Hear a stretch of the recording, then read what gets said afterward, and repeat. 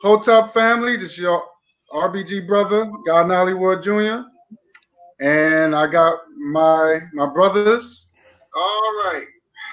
Oh, hold on. My bad. Hotep family, whoa. RBG brother, God Nollywood Jr.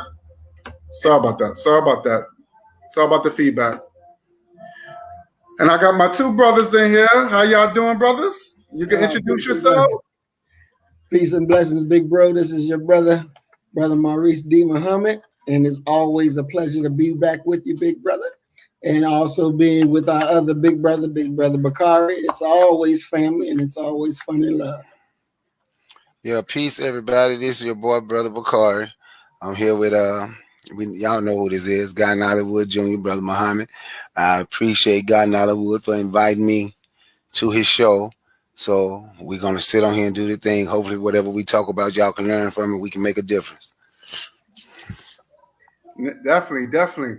And today's topic is unapologetically African is putting black first. And I want to say this. And before I start, I want to give a huge apology to my brother Muhammad. I'm gonna give you an apology, brother, because you said that you reached out to me and I didn't believe you. I'm gonna play this to show the people that my brother did reach out to me, and it was very humble. It was very humble, but because my anger got into the way, I ignored it. And I didn't even know. I just found out that you left. I found out when I found it Thursday that you left this message. Oh, wow. And guess what the message, when you left the message, brother, it was November 7th of last year. And I just now found out the message today. I'm gonna play the video. I'm gonna play the message. Give me 1 second. Just give me 1 second. Here we go. I'm gonna see if y'all can hear it. See if I can boost it up. There we go. This is Maurice. I just saw your video, and so I wanted to call you. And when you get this message, I'm not talking war. So I'm not talking war. Say that again. This is for the third time. I'm not talking war. And again, I did just see your video. But if you could return my call so that we can have a conversation. And again, I'm not talking war. But if you can return my call so we can have a conversation. Thank you. Peace and love. Did you hear that, brother? Yes, sir. And I just, when I heard it, I felt so bad. I said, damn. And that was a humble message. It wasn't out of anger. And it was like, I think it was right after I did a video, the first video of you. That's when I think you put that message out there. And I just want to apologize for that, and I'm sorry. Sorry. And so I just wanted to say that. I want to talk about my experience last week. It was funny because when I was on my way to Philly, I was thinking in the back of my head, I'm like, damn, I'm about to meet Maurice. It was kind of like meeting a celebrity. Because we see each other all the time. And and I was just like, wow, it was like a dream, And it was to me, it was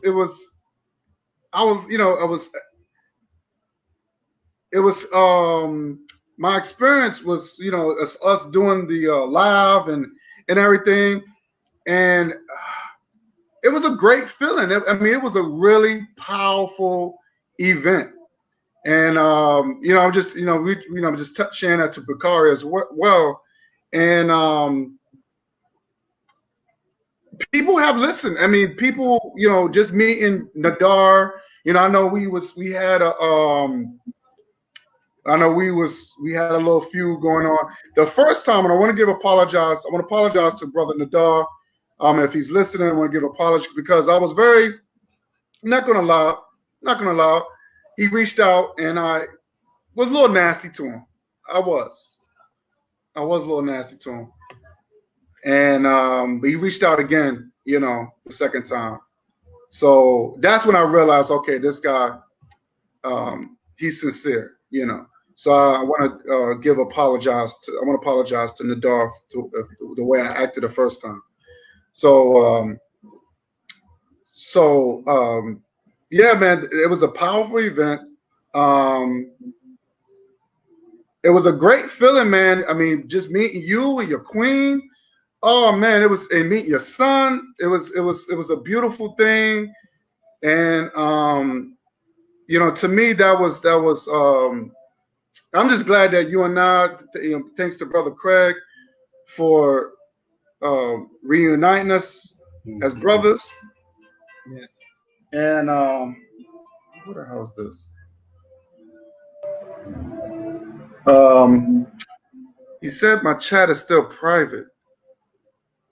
Hold on for a minute. How's it private?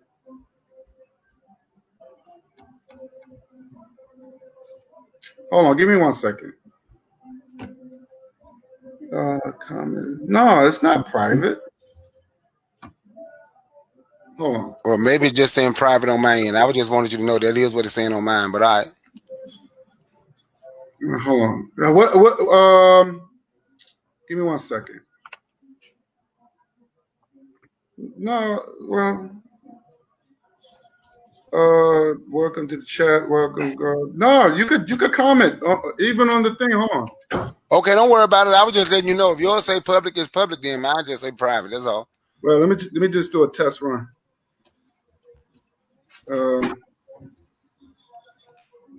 Give me 1 second. Just want to make sure. Okay. Oh, somebody responded. Okay. Let's see. Let me see something. Okay. Yeah. So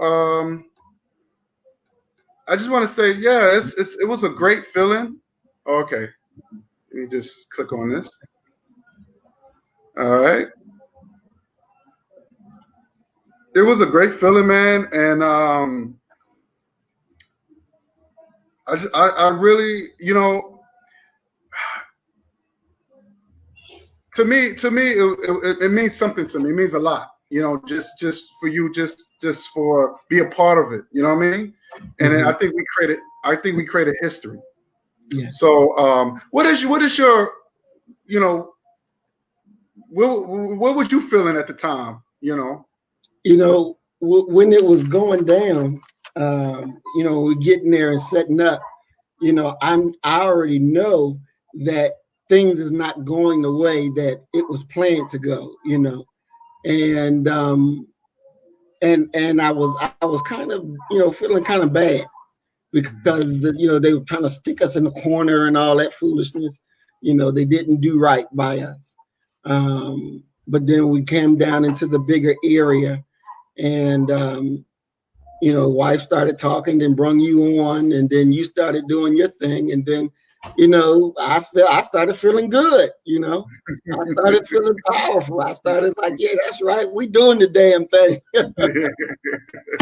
You know, and it livened up my spirit. Mm-hmm. You know, it really did. It livened up my spirit, and it was beautiful. It really was beautiful. And I thank you so much, you know, for being there with me and going through, and, you know, your word being bond, you know, because we had people dropping out and, you know, all this, you know, and it's like, damn, you know, and you stood there in the trenches with your brother, you know, you just don't know how much that meant to me. You know what I'm saying? That showed me who you really are, you know, your commitment. You know, it's just like, wow, you know, and I'm honored really to be able to say I'm your brother. You know, I'm honored to be able to say I'm your brother, you know, and people ask me, you know, I'm rolling with Guy, you know. I wanna, and you know what, brother, I want to show some pictures before we get into it. I want to show some pictures to the people. I want to show these pictures because these were some powerful pics, and I'm going to share this real quick. Just give me 1 second.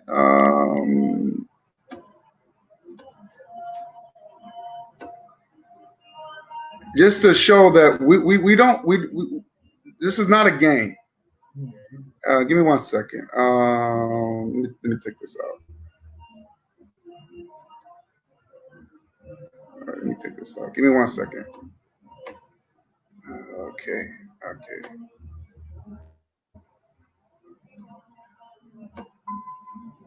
So, just to show the people that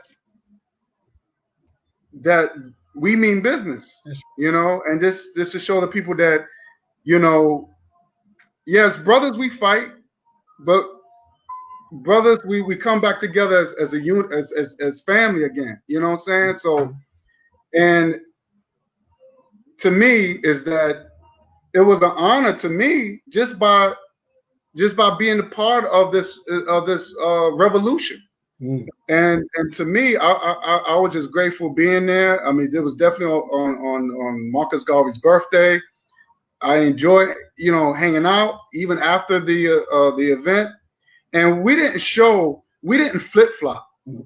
We didn't flip flop. We didn't care who was there. Right. They said, well, what they said, they white folks. Yes. What was that all about? They said that they didn't want to let white people in, and all that stuff because they might lose business. Yeah, I mean, yeah, we were offending white people. Why would they have it? You know, exactly. So, but the people afterward, they was moved by them. Some of the people that was there, they said they needed that. They needed that spirit, and so I was so, I mean, like I said, we could just, I don't care if it was just 1 or 2 people there who was really moved and really want to make some change. Like I said, if you could change one mind, that's something. Exactly. That's something. And when you spoke, the music stopped. Everybody was listening. So people were listening. You did plant that seed. And that's what people need. We got to plant that seed. Let me show some more pictures here. And we went by the Marcus Garvey. What was it? His headquarters, right? His headquarters, yes, sir. Yeah, we was right there, and that was the flag, and we hold that flag to our heart. That's our flag. That's the flag that's not created by no white man, no red man, no brown. But that's the black man's flag. That's a flag that's made by us that represent the continent of Africa. So I'm glad we went there and checked it out, and that was beautiful. And that was my first time seeing that. To be honest with you. So I've been to, like I said, last time I've been to Philly. That was in 2013. I didn't even know that was there, to be honest with you. So I'm just glad that you took me there, man. And that's history in the making, man. This is me and Brother Nadar. Let me see if I can get Brother Nadar here. That's me and Brother Nadar. Again, peace to Nadar. If he's watching, and it was a great event, and we need, like I said, we need that event in New York. Yes, you know, we need that event in New York, man. I mean, especially in Harlem. What? What? So definitely, that's the Mecca. That's the Mecca revolution right there. So we definitely need that. We definitely did the fire right in the city. So yeah, man. But let me get out of here. But when we talk about when we talk about why is this thing here? I'm sorry, y'all. Excuse me. When we talk about being unapologetically African means putting black first, especially when we was at the event and I was talking about reparations. What people got to understand, reparations really is supposed to it's compensation to repair a nation that was destroyed. That's all it is. An independent nation. Because we're independent people. We're not made to work for people. We've been forced.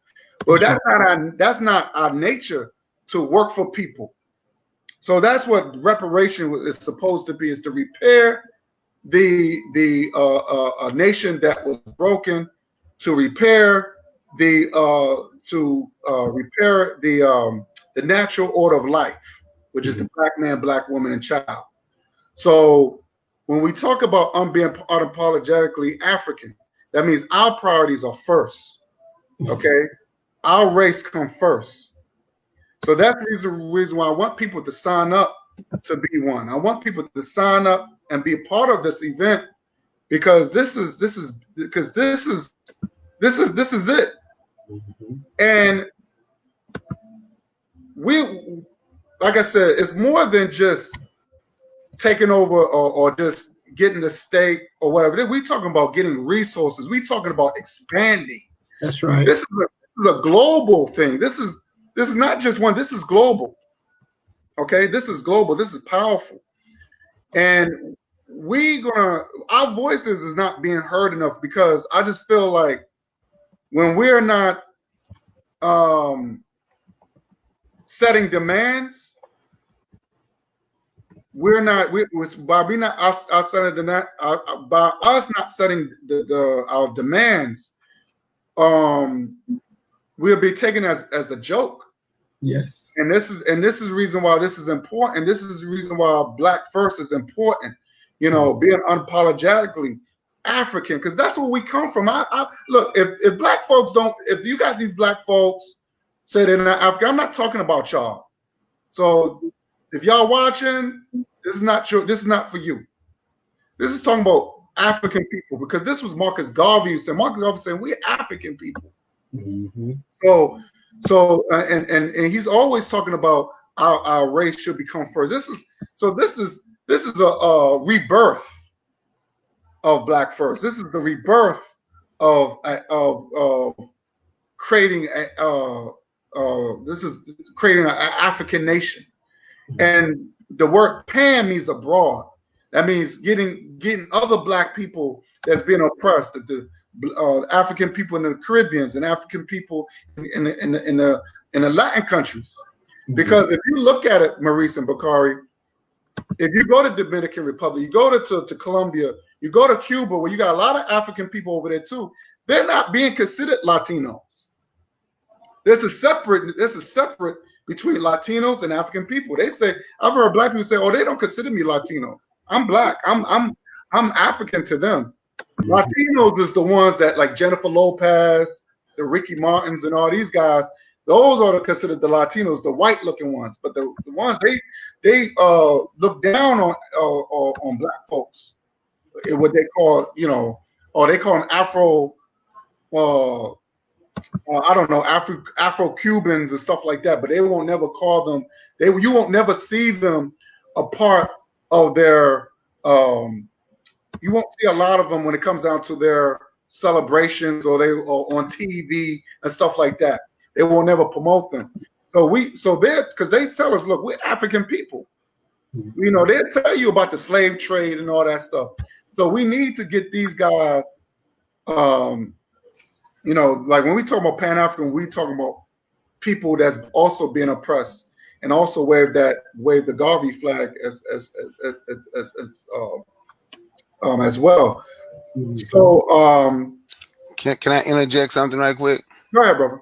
They call Latin countries because the language come from Latin, right?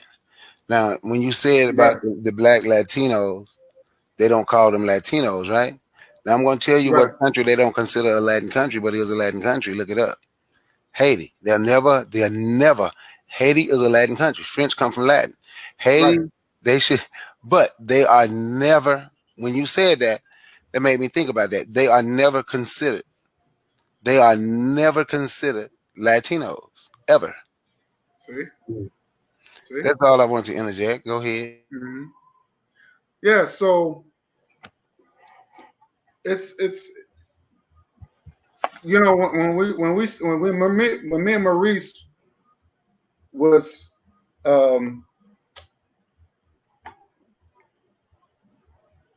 being talked about when Saturday we was talking about being black first, and we were saying all the things that's how the United States government is trying to break the black families and how the war has come to us by all this by the European powers, right? So by us saying these things, we want to bring awareness that we have to be a selfish race. You know what I'm saying? We have to be a race that, to think about us and us only. I'm not one of those type of people that weren't about when we was talking about these like the immigration thing, how they always talking about children being separated from these Latin countries, who's breaking the law, mind you. Exactly. These people are breaking the law. I remember Barack Obama said that if you come over here, even with your family, he said, we're gonna arrest you. Like he's letting you know we're gonna break the law and we're gonna send you back. Mm-hmm. So they make a big thing about, oh my God, they separate the kids, but what about our children? Exactly. What about our children? And I'm sick and tired. You hear our own people defending other people, but they don't defend themselves. They don't defend their own people. Mm-hmm. So we're gonna so right now, when we talk about B1, we're only going to talk about our people, and we don't care if people don't like it. It's not supposed to be. Well, we're not here to get liked. We're here to set the message on point. We're here to let you know that we are African first. We are black first. Because black means African. African means black. That's what it is. Those that want to be part of African, that's on y'all. This program is not for you. But I just want to just throw that in there. I know I feel like I'm all over the place. I just got so much on my mind.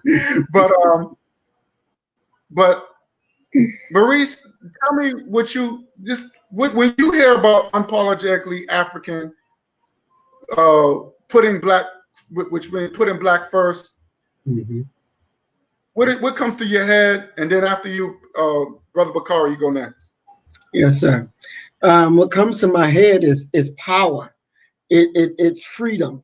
It is us reclaiming what was taken from us, and for us to be able to say to anybody, no, we're putting us first, and we are connected to the motherland. That's us.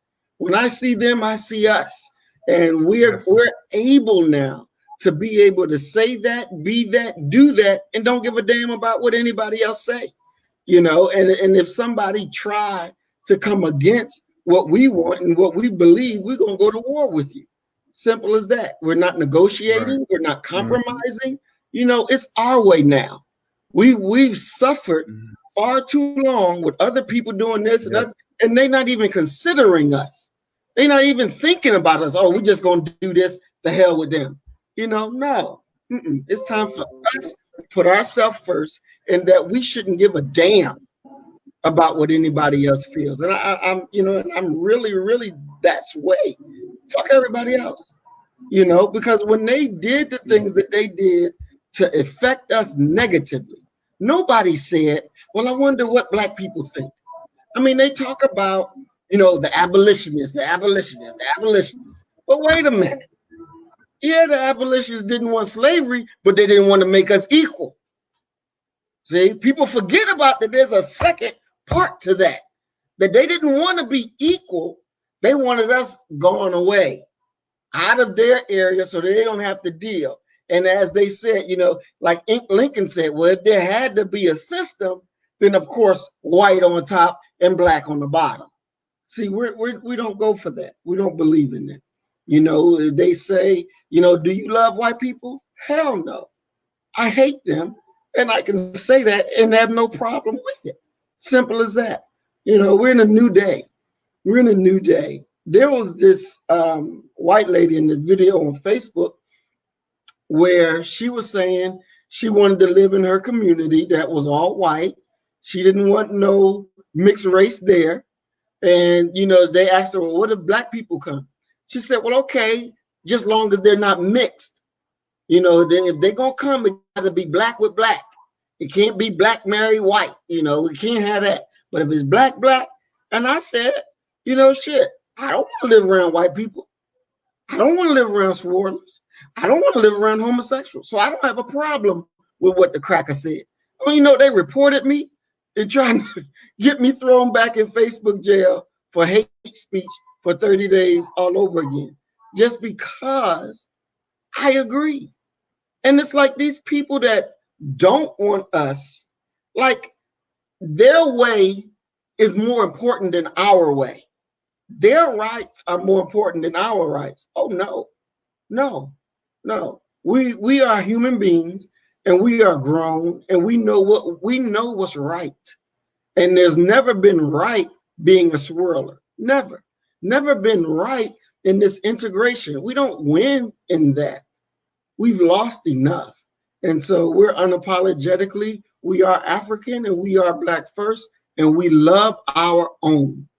And that's the way it is. And we don't compromise that for nobody.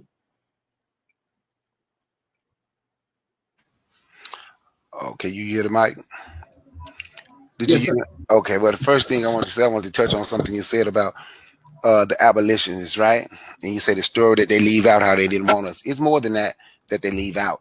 And I'm going to say this, and I don't even have my book in front of me, but I can show you a movie that touched on it. I know everybody remember the movie Roots, right? Right. So do you remember when they came after Roots and made Queen with the Right, mulatto, right. with the mulatto Yeah. Halle Berry? Now I'm going to show you something. Now I'm going to say this, because this is what they don't like to talk about. First, there were more black abolitionists than white. That they don't ever tell you that. Number two, abolitionists owned slaves. The slaves they let go was the ones that they could not use. Now I'm going to show you something. If you remember that movie Queen with Halle Berry, all you have to do is remember when abolitionists was helping her, and they had to take care of the house. They had to cook, they had to clean, they had to do all that. And they were sitting down eating. And those white people said, I thought you didn't like, they asked the abolitionists, I thought you didn't want slavery. He said, well, they are better off here. This is a much better place for them here than anywhere else. They don't ever tell the whole story. They don't ever tell the whole story. You have to dig deep. And I thank my brothers. I want to say it over some MBK. Well, some of it I looked up and learned myself. But then more of it I learned I want to say was MBK. It may have not been there, but I think that's what it was. New Black Knowledge. So that's one thing. This is my thing, right? If we're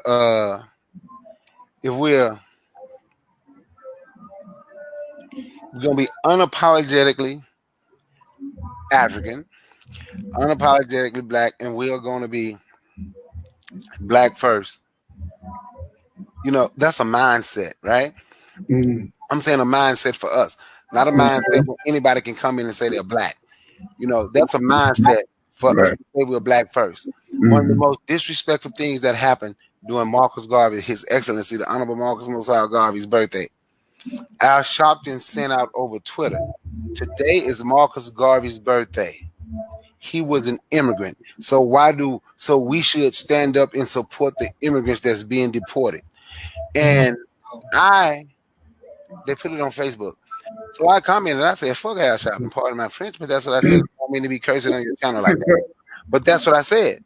How can he compare Marcus Garvey, who was legal, to somebody here illegal? Marcus Garvey came here for us. These illegal people here stealing for us. They are always trying to take our energy and spread it to other people. They are always in. It's easy to get somebody like him to do that because a lot of people don't remember. He is a known government informant. Yes. So when he got caught up in that tax stuff and everything that he had to do. So now he will say anything to lead us down what we think is the yellow brick road, but it's the wrong road. Why do we want to go stand for people that don't give a damn about you? And I'm going to tell you something else you can look up. See, I go out there when I was doing those deliveries and all that, and you go to these construction sites, I have to deal with these people, right? So I know how these people feel, especially these Guatemalans. So if we want to stand for them, I'm going to show you something. Like I have a friend, she's Guatemalan, she's black. If she didn't tell you she was Guatemalan, you'll think she grew up with you in DC or in Philly, right? How many black Mexicans do you see here? I'll wait. How many black Guatemalans do you see crossing that border? I'll wait. Because they put them in a position where they can't get here. That lets you know how they feel about black people. They shit on their own black, pardon my French, man. They dookie on their own black people in their own country.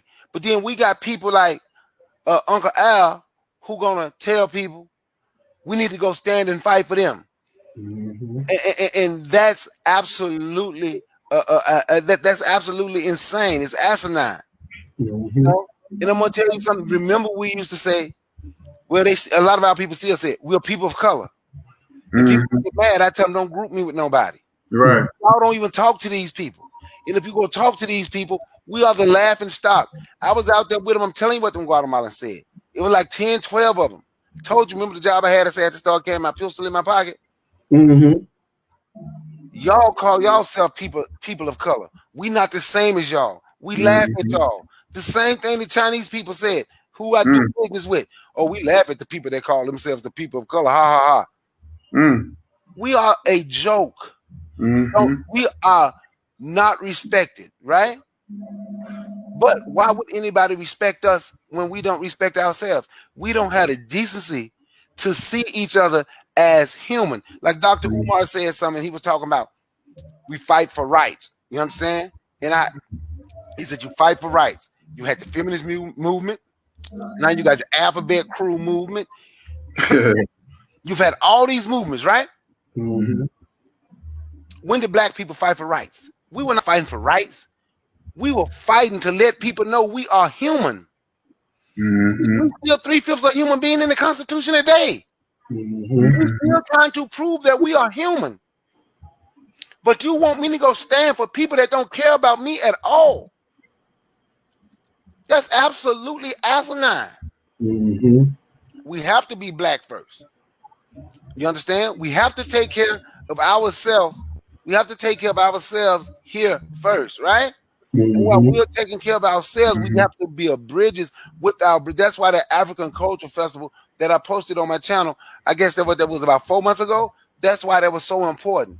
We had Africans from all over the continent, Ethiopia, Egypt. I'm talking about the black, the real Egyptians. Ethiopia, Egypt, Kenya, Ghana, Nigeria, Cameroon, Benin, Togo, Ivory Coast, on and on and on and on. From Brazil, from other countries in South America, on and on and on and on. Talking about we are African people and we have to stick together. Then they stood, and the chief that came, remember the chief on the video guy when I showed you, I said this was the chief.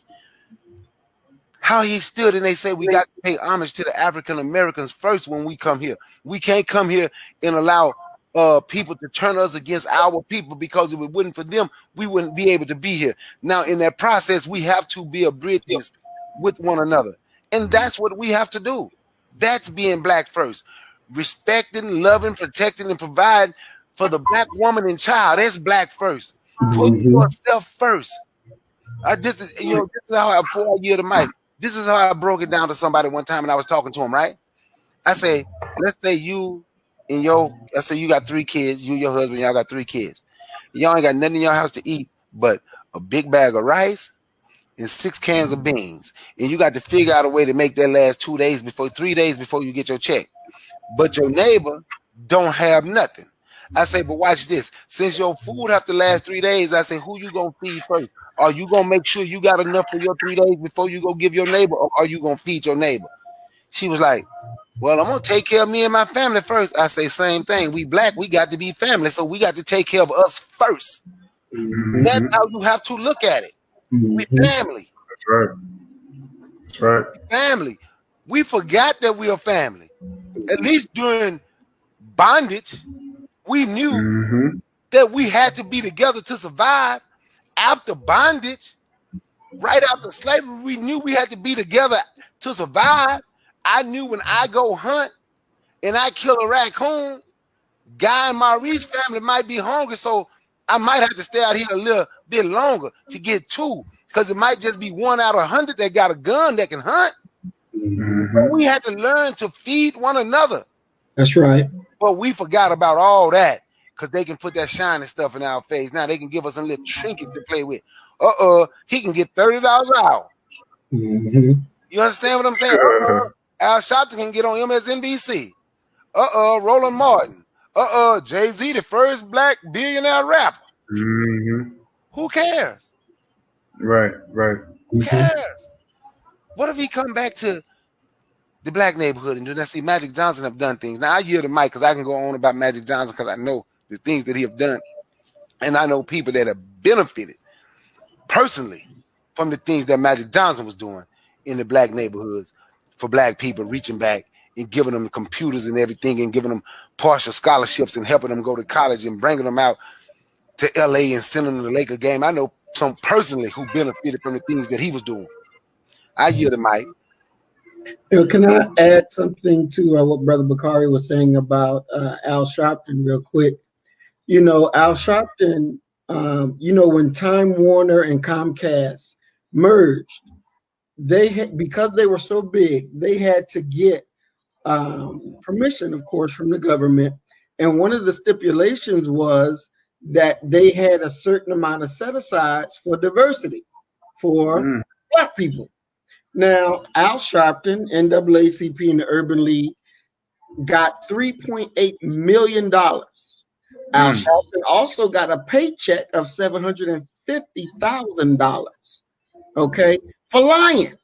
They signed the goddamn paperwork that says that Time Warner and them they're diversified, that they serve black needs, and they didn't. But yet he lied and got paid for it because he's a quote unquote black leader. So he lied on this paperwork saying that yes, Time Warner and Comcast, they do good by black people. They give them good, wholesome programming, and it's fair and it's honest to black people. But I ain't seen no shit like that. But yet he made $3.8 million and $750,000 a year and got his TV show from MSNBC, which is owned by Comcast. See, he benefited off of being able to say, I'm a black leader, I'm fighting for black people. I speak for black people. That nigga don't speak for us. He been left us. He ain't never really been, but he collected a big payday and leave us where we are. Now that ain't cool. That ain't cool. He needs to answer for that. He needs to answer for that. 3.8 million. We ain't getting nothing. 750,000. You know what we could do with $3.8 million, brother? What we can do with that? The industries that we can build, the jobs that we can make. This nigga got personal gain off the suffering of black people. We can't let that go. Yeah, y'all hear me? Yes. Okay. Yeah. And you know, trust me, he's not the first. I mean, there's been many of them who gained off of black pain.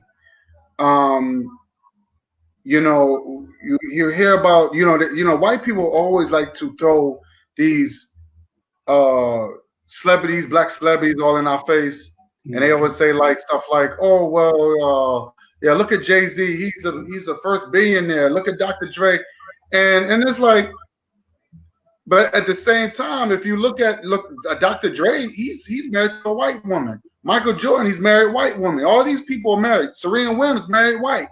These people ain't putting their money. And here's the funny thing about it, Brother Maurice and Bakari. They came out the hood. They came out the struggles, out the trench like we did. But they're not the ones saying, you know what? Let me take my money that I've earned, and I'm gonna put it back number one, I'm going to marry my own. That's number one. Exactly. I'm going to put it back into. I'm gonna take most of that money and rebuild Compton.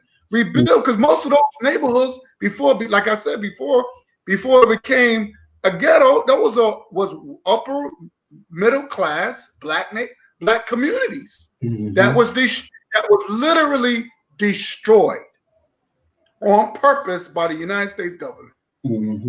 So these people like the Oprahs and the Jay-Z's, Dr. Dre, these people ain't thinking about us. These people are pawns. They are tokens, and they're pretty much are against their own people.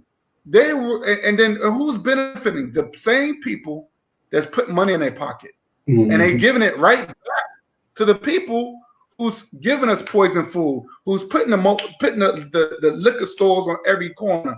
These are the ones that they're help financing or putting their money right back into the oppressor's pocket. So these people are not my people. Michael Jordan is not my people. You know what I'm saying? Because he might be a black man doesn't mean he's my people. We talking about mentally. If you ain't thinking African, if you ain't thinking black first, how can you be my people? So that's what a lot of people is forgetting. It's more of a psychological. This is a psychological thing. It's not physical. This is psychological. And a lot of one lady said, I don't know if you agree with the sister. I forgot her sister, but she said we are most of our people are beyond repair. Do y'all agree with that? Hell yeah. Hell yeah, I agree. It's hard for me, to agree that, most of them are beyond repair. I know a lot of them are. I'm not willing to say most at this point. I'm thinking mostly adults. I ain't talking about the youth. I'm talking about adults. Grown folk. Yeah. I would agree with that, because a lot of the grown folks come from a position of fear. They come from a position of fear, and they don't know anything outside of the white man's society. They don't even think beyond that, and for those that are like that, there's no bringing them back in. Me and wife was at Walmart earlier today, and one of our subscribers to the channel was there working. And, Brother Tony pulled me aside, and he asked me about that, about some black people, just being so gone that they can't even understand the term black first. And he was like, what do you do with them? I said, just push them to the side, brother. Let that white devil bite them. And when they get bit enough, then they're going to be running to say, what's black first? I need you to help me now. They got to get bit enough to understand.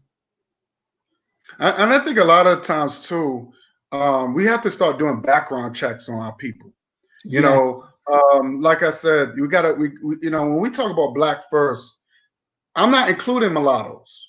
I'm not including mulattoes. Zaza Ali and that Michi X, they oh my God. Let me tell you something about them two. 1 minute when they come around us, but on the holidays, they with their white families. You never heard Zaza Ali say, I hate my white side. You never heard Michi X say, I hate my white side. They love their white side. They love their white people. Their white side of the family. So how can you could be pro-black or you could be power of the people person if, number one, you going to holiday dinners with your white side of the family or something, you're white.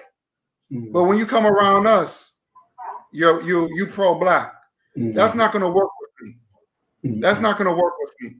And see, I will respect if they say, you know what, I hate it what my mother did, or I hate it what my father did, because now you put me in a situation where I got to make a choice, or you put me in a situation where I've been lied to. It's okay to say I hate my black father for marrying this white person, and vice versa. It's okay. because you saw what you see the racism. It's in your face every day. I'm gonna be honest with you. I don't know how I'm gonna react if my father crossed over like that or vice versa. I don't know. I'm gonna be honest with you. I would start asking questions. Like what? Why? Why did you? You know how people went through. Like why would you do it? You know, and it would definitely. I would have to, if I have to get on the what black side, I would just have to say, look, this is the reason why I don't want to have nothing to do with my family, because my mom, my father's a sellout, whatever the case is, my mother's son. It would have been, I would have to distance myself from my family. It would be really tough. It would have to do. See, I would respect that more than anything than somebody's doing this, but in the other token, they flip-flopping and crossing over to their white side, and all of a sudden they're white and they super white and having holiday dinners and stuff like that. To me, that's phony. I don't like that. So we gotta cancel them. I'm not speaking for mulattoes. I'm not down with them. Because they're not black. Because if they go to the motherland, them black folks over there, they would tell them, oh, they're not black. So I don't follow that one drop black blood rule. I was at work this past week, and boy, you talking about some coonery. And we were Barack Obama was mentioned, and we were talking about politics, and you really don't supposed to talk about politics in the workplace. But black people, they just really hated Trump, and I can't wait till he's out of office. Just wishing a lot of bad stuff. So I said, well, Barack Obama was no different. He was no different. He lied and said he lied to black people, told it was okay to drink that lead poison. He sure did. He did. Right, but they don't care because they looking at this. So one dude, he was supposed to be, he's like my manager. He's black. He's like, oh, but you supposed to be so pro-black, and why you ain't down with Barack Obama? I said, whoa. I said, wait a minute. I said, wait a minute. I said, what is pro-black? What is pro-black?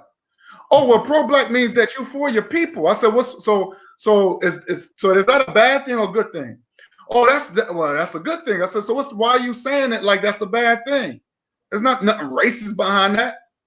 So he was like, but why you ain't for Barack Obama? And this and that, because I said, first of all, he's a black man. I said, first of all, he's not black, he's mixed. Then they said, well, look at your skin. I said, what about my skin? You mixed somewhere down. I said, first of all, both of my parents are black. I said, my grandparents are black. My great-grandparents are black. Oh no, we got to go. I said, I can only count 3 generations. I can't go any further than that. So he said, well, this is what he said, Maurice. He said, well, you got to go further back. You got to go further back because there's some white blood somewhere in you. I said, first of all, I said, if that's the case, don't you think my family would have told me about that? Well, they wouldn't know. I said, well, wait a minute, ain't my family is part of history? Ain't my family? Oh, yeah, they're part of history. So they would have told me that there was some rape going around, or you have a white great-great-grandparent somewhere. But even if that was the case, even if there was some rape, first of all,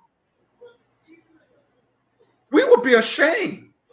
Exactly. We would be ashamed. We don't want that evilness in our blood. We're not gonna embrace that. We're not gonna embrace that. So even if that was the case, my family would not embrace that. But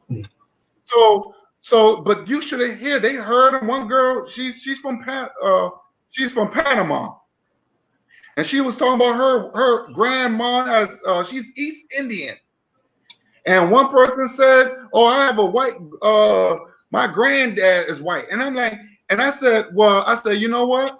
I said we the only race of people that we'll embrace all these races in our race, but no one ain't claiming us. So the girl from Panama said, "Well, we supposed to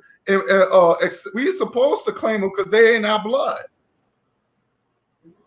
And I said, "Wow!" And I just kept quiet. I said, "Y'all," I said, "Damn, these black people are sick." Can I interject 1 second? I hate when people try to compare you going out willingly and choose someone from another race and compare that to my family was enslaved and could do nothing about when they were raped. That's the same thing. It is not the same thing. Mm-hmm. And I hate when people do that. If you have been beaten down and enslaved and everything and killed, and the woman got raped, or sometime the white woman raped the black man, Mm-hmm. That's true. That happened. how in the hell is that the same thing? How? I don't get it, and I hate when people do that.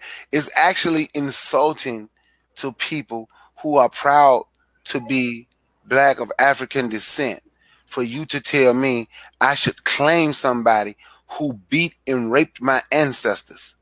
Mm-hmm. That's part of you. No, it's not. That's all I wanted to say. Y'all can.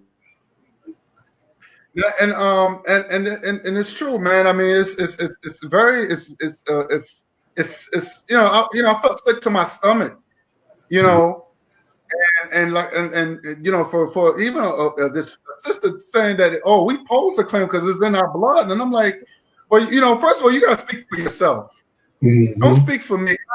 Nothing I can't stand. They always, because they got white people in their family that they claiming that no one's not claiming. Those white people ain't claiming them. They always think that, well, since I got white people and I got Indian or European in me, you must have it too.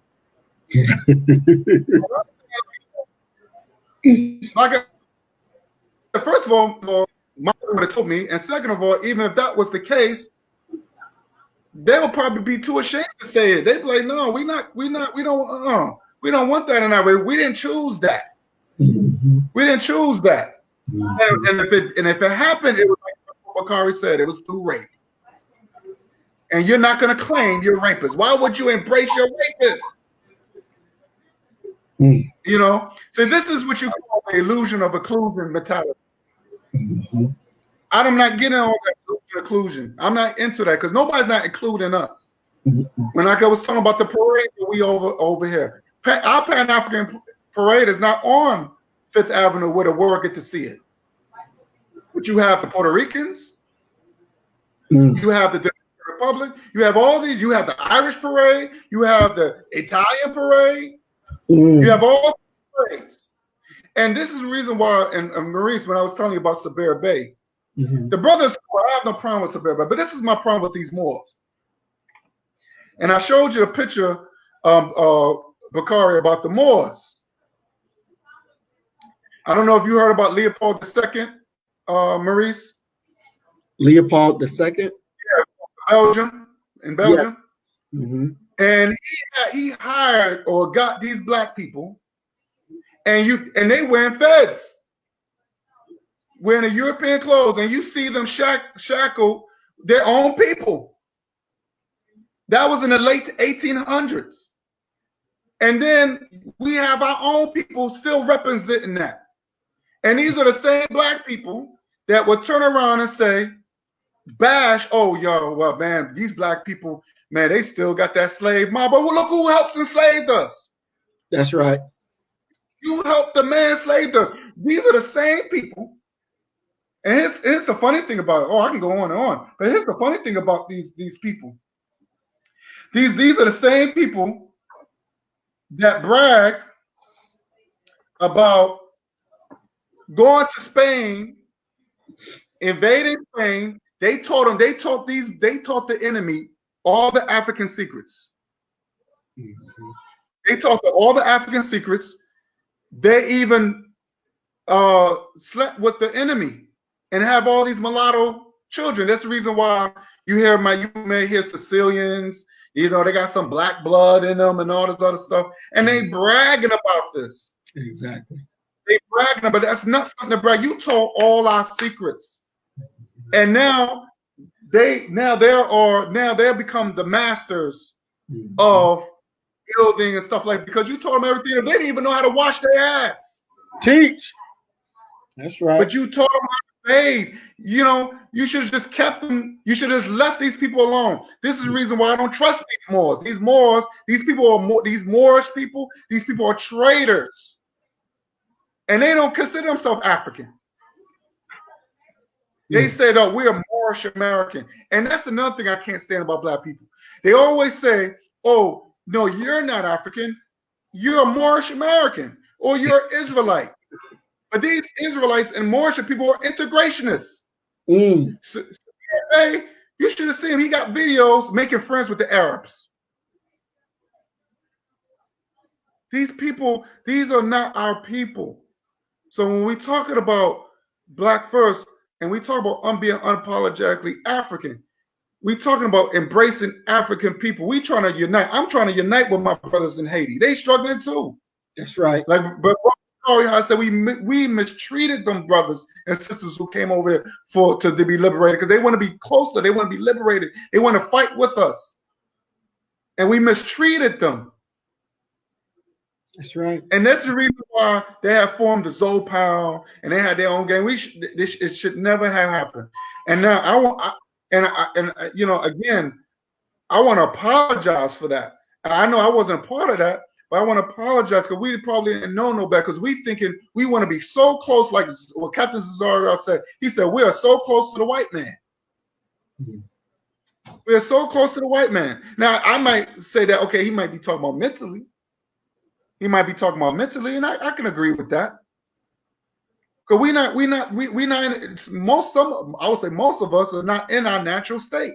Go ahead. But this is where the B1 comes in, because we're trying to get people in our natural state. Like you said, like the background says, the truth has come to you. This is the truth. That's right.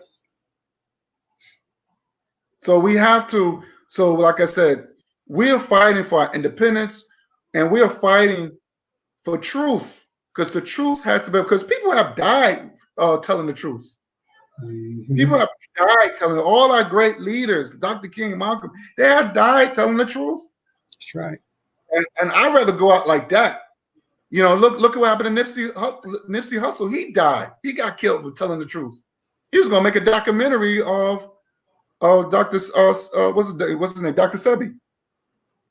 He was going to make a documentary, but he didn't want that truth out. They didn't want that truth out. So the truth is here. The truth is here. That's right. I rest my mind.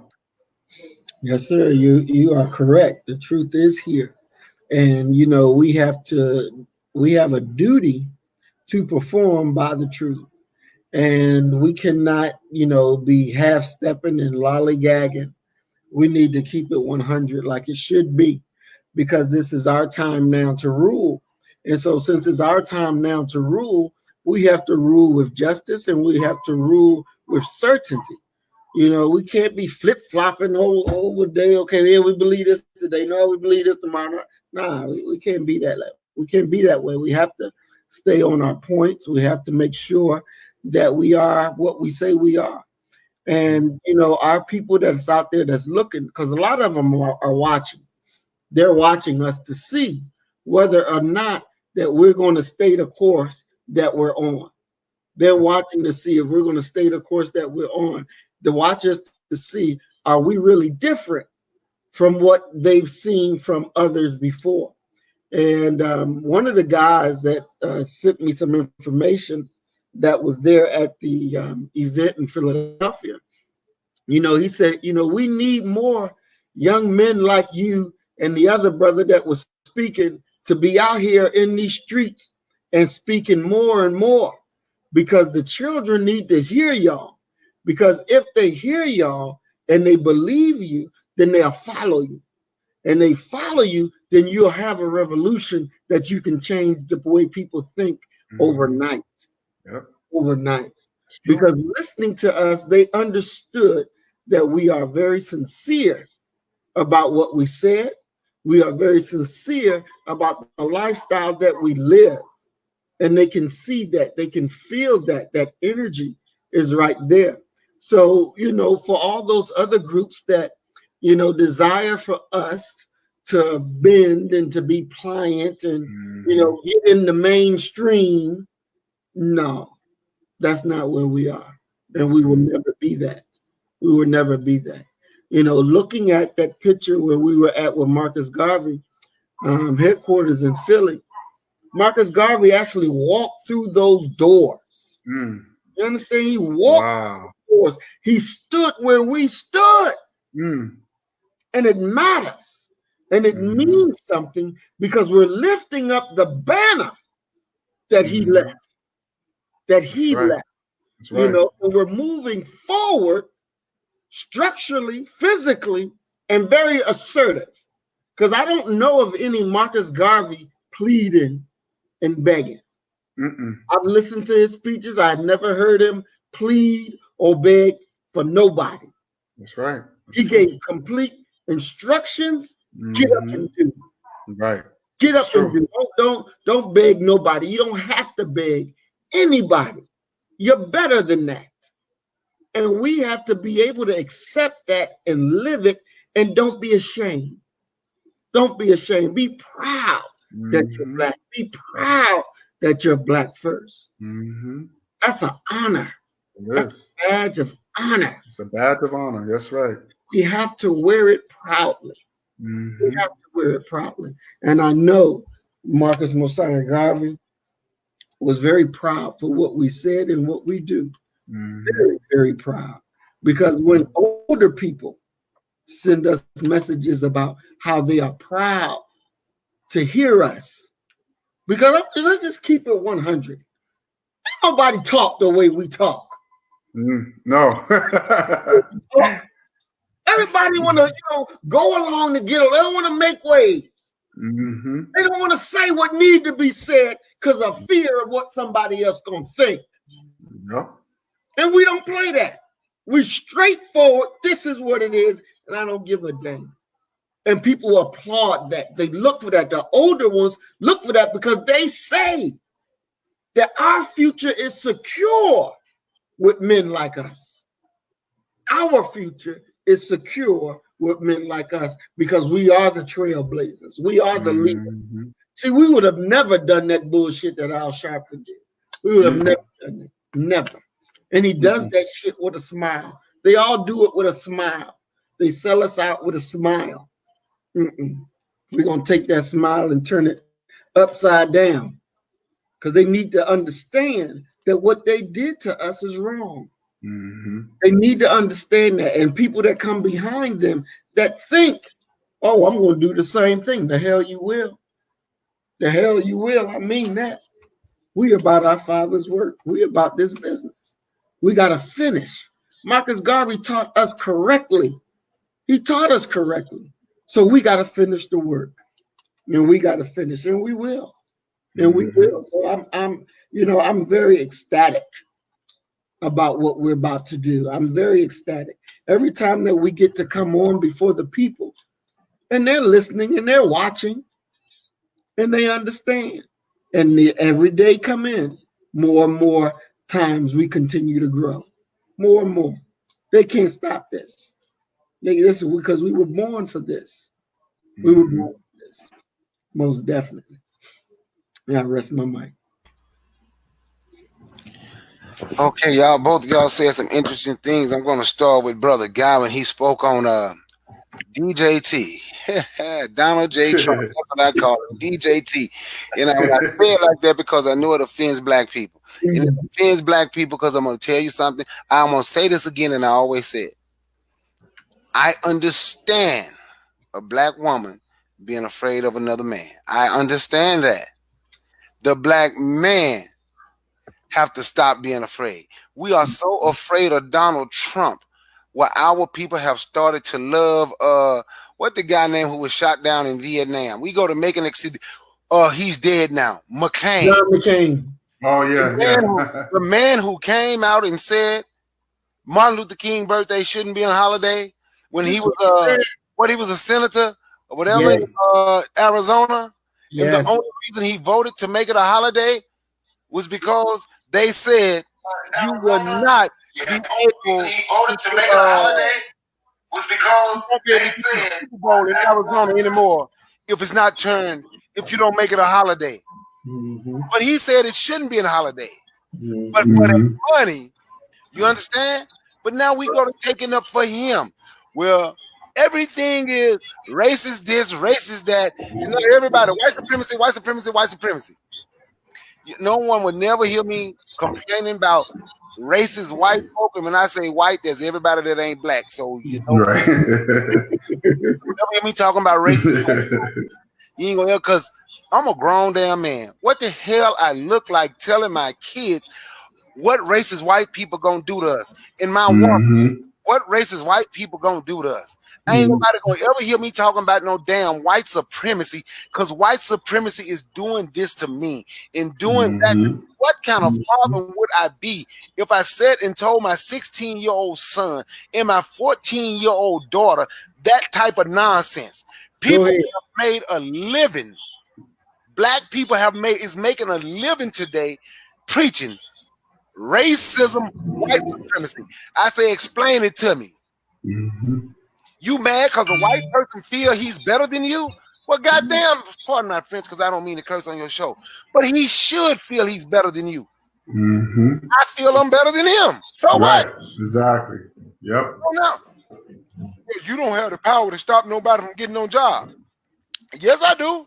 All black people do. And I'm going to show you how we got the power. Watch this. We got the power to keep black people from getting jobs because we don't support our own businesses in our own neighborhoods. So therefore, we got to go beg other people for jobs. But if we supported one another, we would have the power to employ ourselves. But when you're a damn coward, you look for a coward's way out. Racism, white supremacy. And they don't understand. I'm going to say it again. I'm not an advocate of violence. I'm an advocate of self-defense. But they don't understand when I say I'm already dead. And so are you. From the first time that doctor slapped me on my little nasty ass when I was a baby, my first breath, I was living and dying at the exact same time. We scared to die to make a change for our youth. I don't want my kids when they 47 having the same damn conversation that we having right now. But if we don't do nothing but sit here, cut the check, cut the check, cut the check. Well, we don't need to start no businesses because it's been proven we can't take care of ourselves. Or you gonna stand out there on that damn corner like a damn Israelite. I'm more related to Mexicans and white people than I am to Africans. How the hell do you expect to build something? Come on now. How do you expect to do something? You can't build yourself up because you are ashamed of who you are. That's right. That's the first step. In all these people, Jesus came back. Black folks don't know it. Jesus was in office for 8 years. Jesus was in the Oval Office for 8 years. He wasn't raised by no black folks, though. Look up his history. I showed Brother Guy. Look up his history. He's the 13th richest president in the history of the country, raised by a Thai man. He was not raised around black people. Look him up. So I told my son, I ain't even for sure his dad African because he looked more like that Thai man than a black man to me once you look at that picture. Now, that's just me, and I could be saying that because I was very disappointed in my vote, thinking he was going to do something. I was very disappointed. But now we got people, they want to vote for Joe Biden. Don't y'all know Joe Biden signed that crime bill? Joe Biden, reason people is in jail right now for life. Part of the reason people in jail for life for non-violent crimes. We scared to say we ain't going to the poll. But guess what? ADOS done all that screaming. And that's okay. But y'all know we've been saying this for the last 3 years when Donald Trump first said he was running. Don't vote. Guess what? Donald Trump said, if you don't vote, there's a vote for me. So I tell everybody I voted for Donald Trump. Because I didn't vote. And Donald Trump said, if you don't vote, it's a vote for him. So I guess I voted for him. Mm-hmm. Stop being afraid. The biggest thing that the black man have to start doing, we have to stop being afraid to protect our women and our children, protect our community. We have to come together as one. But it's hard to come together as one when you want to be an Israelite or Moor or this or that, and can't look at one another with love and say, you know what? We the same people, regardless of what said I claim. Because all these, let's say, it's like gang banging. Mm-hmm. Regardless if I got the red flag and you got the blue flag, regardless if I turn my hat to the right and you turn yours to the left, you understand what I'm saying? Right. It doesn't make a difference when I look at you. You got the same problem I got with the same damn people, and that's everybody that ain't black. But if we continue to kill us and everybody else continue to kill us, there won't be no us. Mm-hmm. These people have convinced our people that it's best. No, not best. A man can't tell a woman what to do with her body. We can have an abortion, but I can sit there and show you what, since Margaret Sanger did what she did, created Parent Parenthood, can sit there and show you what she said. Black people is like weeds in a beautiful garden. They need to be eradicated. And since that time, in essence, how many babies since 1973, the amount of babies that has been aborted, if you sit there and do it, the babies, and they would have babies, we have killed off at least 80 million black people. Wow. But we don't want to hear that. That's a hard pill to swallow. See, that's what I tell people, right? These folks ain't got no problem with these Hispanics, Latinos, Mexicans. I call all them Mexicans, right? They ain't got no problem with them. I'm going to show you something, right? They allowed these people in the country so their number can trump ours, right? Then grouped them all together, said, y'all the Latinos, y'all the Hispanics, whatever they want to be called today, right? Y'all are them, those people, right? So now what it is 65 million of them according to the census, right? 50 million of us according to the census, right? Now what they're worried about, because see, they still fruitful and multiply. See, our goal is to be accepted by white people. We want white people to like us more, so then we can try to be like them. So instead of us constantly being fruitful and multiplying, we have 1-2 babies. That's it nowadays. They constantly being. So you know what white folks saying? Oh, we got to stop them from coming over here. The next 40, 50 years, they're going to be caught us in population. Ain't nobody worried about us. Nobody. They know we are at the bottom of the barrel in everything. Oh, we got education. So that means we got more damn student loan. We are at the bottom of the barrel. And everybody know it. No one worry about us. That's why no one catered to us. Did either one of y'all watch the first presidential debate this year? Did you watch it? Yeah. How many of them start speaking Spanish trying to reach out to the Hispanics? Yeah. No, that. Now, how many of them stood up there and said, y'all? How many of them start speaking Spanish? How many of them start speaking Gullah Geechee? How many of them tried to reach out to us at all? They know they don't have to. As long as they're a Democrat. Oh, I'm a Democrat. Oh, y'all gonna get my vote. Now we going around. This is one of the dumbest things. We gonna vote for the lesser two evil. So I asked somebody, explain me what's the lesser two evil. So as we talking, so I said, okay. So I broke it down. I said, we gonna see which one is less evil. This man got a gun. He gonna walk up to me, not me, because I got a gun too. So we'll just be shooting. He gonna walk up to somebody and shoot him and kill him. That's evil. But this man, he don't have the balls to walk up to you and shoot you in your head. He just gonna feed you rat poison or crush up glass and put in your food over months, and then you die that way. Which one is more evil? Right. That's the same result. It's the same thing, yep. It's the same result. So we have to stop arguing about stuff like that. Our best thing is unity. Like I say, I always say these 4 things for a man: respect, love, provide, protect. You know, respect, love, provide, protect. It could be more, but I'm saying that's the top 4 for me. That's what we have to do: respect, love, provide, protect. But we won't provide and protect because there's no respect and no love. When you get ready to go to where white people live, where you say you're going to a white neighborhood, When you're getting ready to go to where Hispanics live, you go into the Hispanic neighborhood. But when you go to where black people live, where did you going? Oh, I'm finna go to the hood. Why we don't have neighbors? Your neighbor is friendly. Your neighbor is loving. You know, your neighbor in time of need, if you at work and you work late and your little son and daughter getting off the school bus, you can pick up the phone and call your neighbor because they're love. Hey, look, I'm going to be late. Can you please check on my kids for me?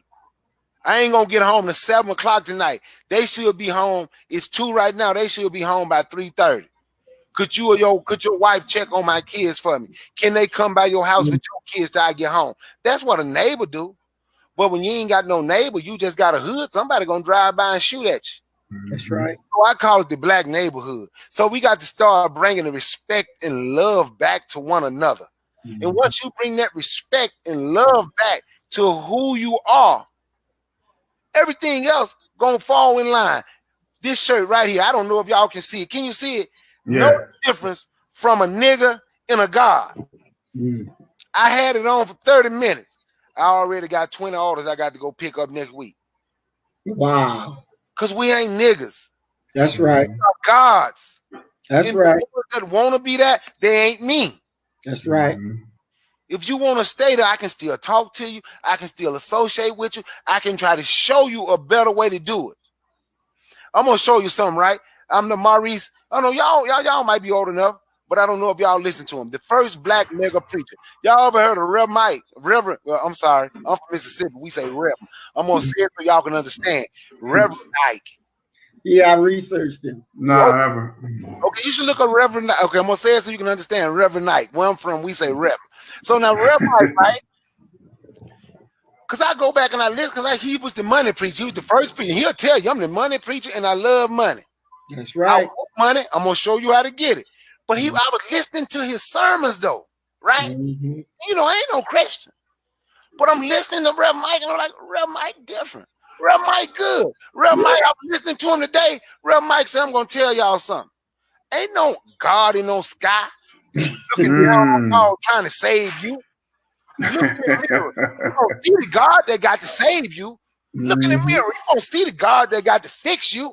And he say, then he'll go back to the Bible and read it in the Bible where the Bible say the same thing.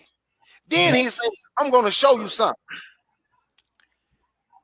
He didn't say the N word. He said, y'all call yourself worms. He said, because far as he was concerned, a worm was like the lowest thing on earth, right? Call yourself worms. You treat yourselves like worms. Every time you say something, it's worm, worm, worm. Then you are mad because someone treats you like a worm. You have called yourself that all these years.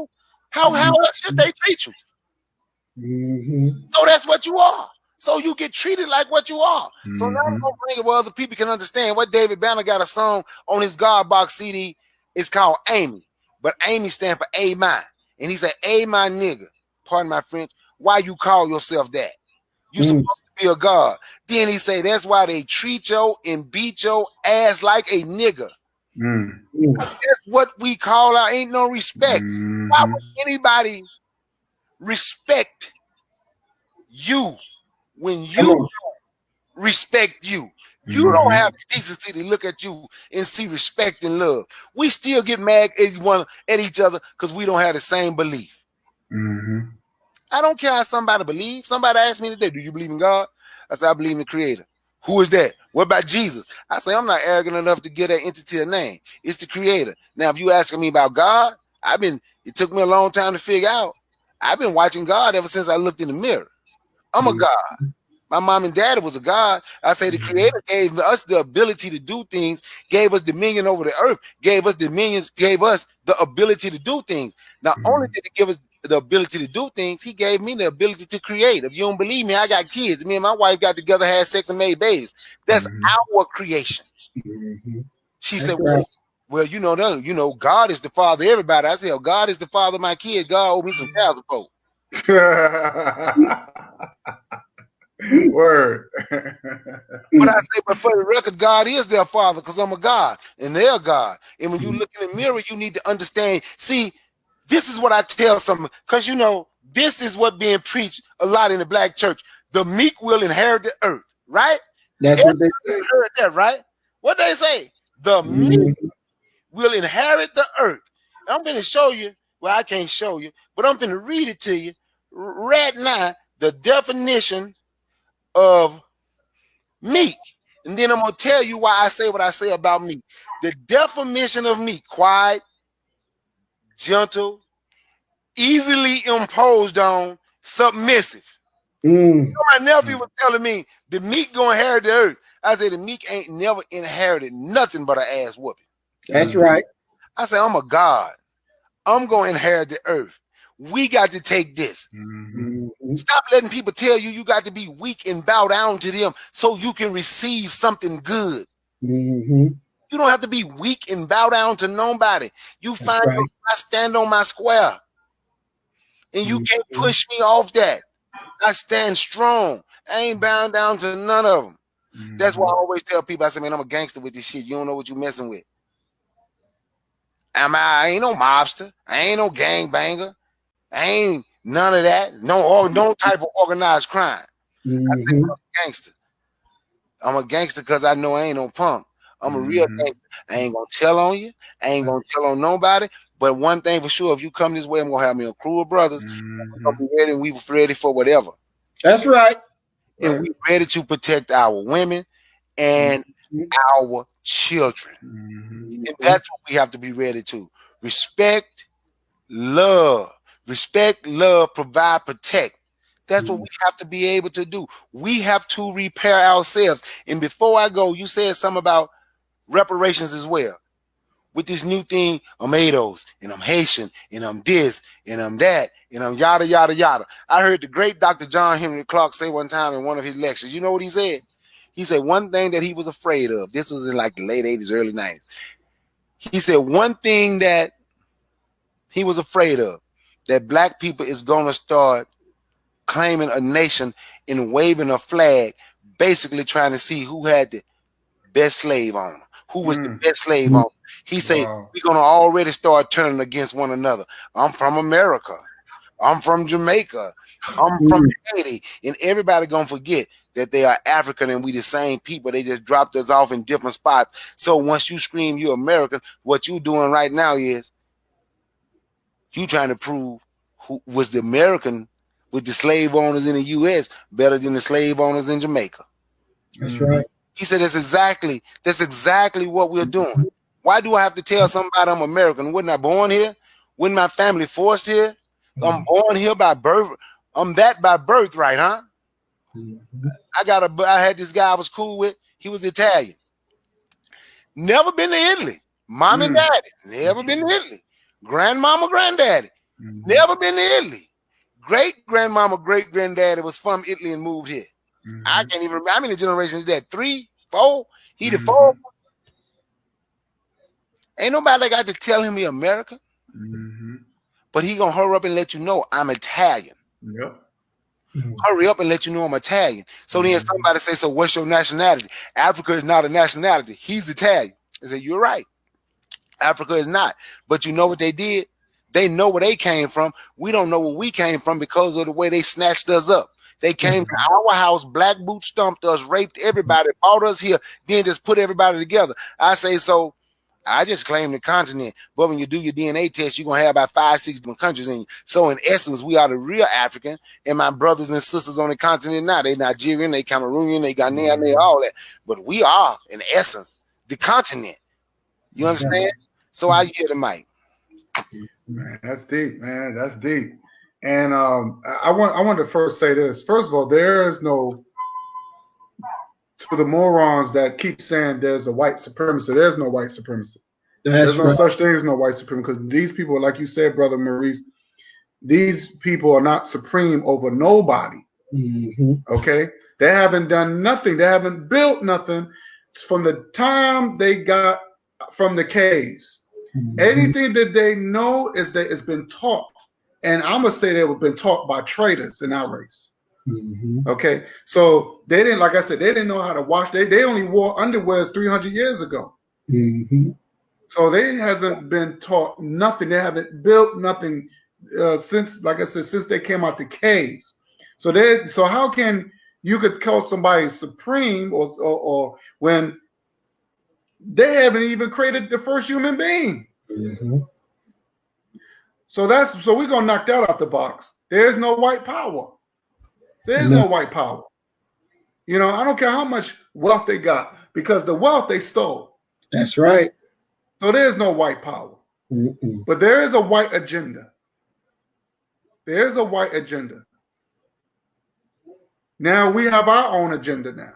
Mm-hmm. Every race has a race. Brother Bakari, the reason why they use this word race, because that's what we are. We in a race. Mm-hmm. We in a race. So how the hell I'm going to help another race, you know, come up when my race is still in trouble? That's right. How's that work? So I think that's the problem with our people. We so busy helping other people and hope they'll come back and help us. No, it never worked that way. And we still talking about the same thing that our parents been talking about and our grandparents been talking about. So something is wrong. Mm-hmm. Something is wrong. And the brother's right about religion. And I was heard, I you know, I don't know if you ever seen this video with Captain Tazario. He said he didn't want to, this brother, this young kid, he didn't want to feed him because he's African. He didn't want to feed a young boy because he's African, but you'll feed a Puerto Rican who don't look like you because he's part of the 12 tribes. But a brother who said, look, I'm your brother. He said, African people, that's what we say. When we look at each other, we look at reflections. Mm-hmm. When I look at you, Maurice, you're my brother. When I look at Bakari, you're my brother, because I'm looking, when I see you, I see myself. Mm-hmm. It's called reflections, like looking in the mirror. But people like Captain Tazario, he don't see it that way. Because once you start saying, well, I'm African, oh, I can't fuck with you. I'm not going to feed you. I'm going to let you starve. But it's obvious, since he wants to be called the Israelite, didn't the Africans fed the Israelites? Mm-hmm. Didn't Jesus was protected by African people when they went into ancient Egypt? Mm-hmm.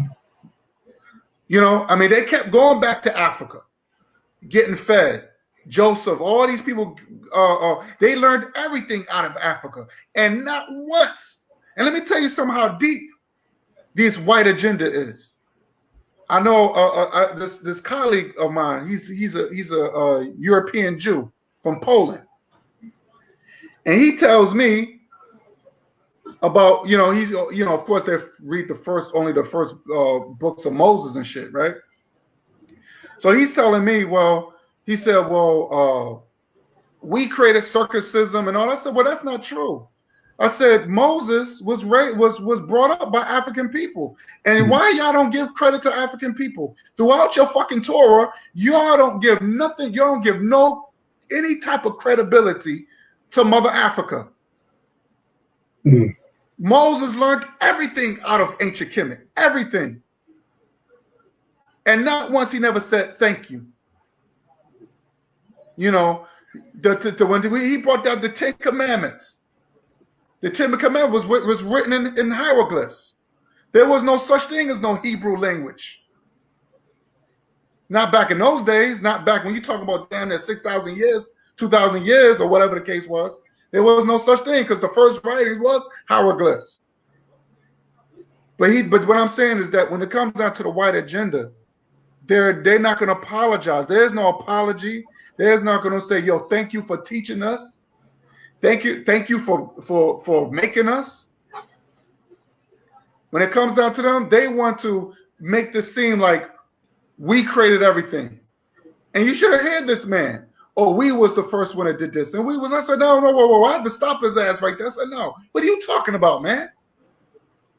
Mm-hmm. And then when you look at the Bible, I said, how are you going to say y'all the chosen people when according to your Torah, the first black man and woman was created out of Ethiopia? Mm-hmm. So what I was showing him, no, we come first. That's right. Y'all in the back burner, boy. You better get your ass back in the bus. You better get back in the bus like you supposed to. How are you going to disrespect your parents? We are your parents. Mm-hmm. And matter of fact, y'all not even our children like that, because y'all mutated. We don't know what the fuck y'all are.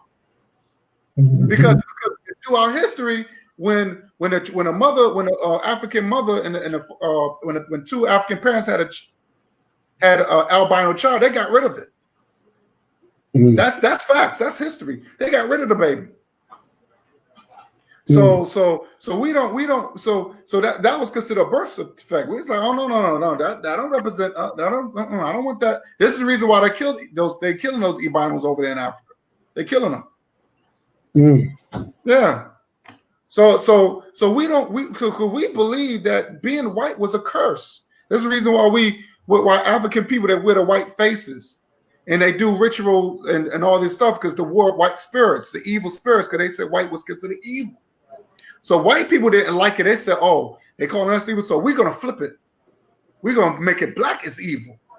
So they came up with these dictionaries and they put down black is evil, black is bad, the black cat is bad. They took everything that we considered sacred and they made it bad and evil. So yeah, so I'm not gonna be surprised when they see the black first. Oh, these people must be a hateful organization. Why would you think that we're hateful? Because we want to be free, we want to be independent. And you know, it's every time we talk about independent, it's always equipped to hate. But see, that's what I'm talking about. They always, anything that's black, nothing has changed. Anything that's black is always considered hate, evil, mean, nasty. This is coming from their definition, not ours. We've always been a peaceful people. We fed the fucking world. That's right. You know? But see, we have an opportunity now. We're going to be a selfish race of people. We're going to be selfish as hell. We're not going to take care of no more people. We're not going to take care. Now, like I said, like Marcus Garvey said, he said, I respect those that respect me. I respect you. But but when it comes down to my choice between you and my race, I'm choosing my race first. That's just the bottom line. That every other race of people do it.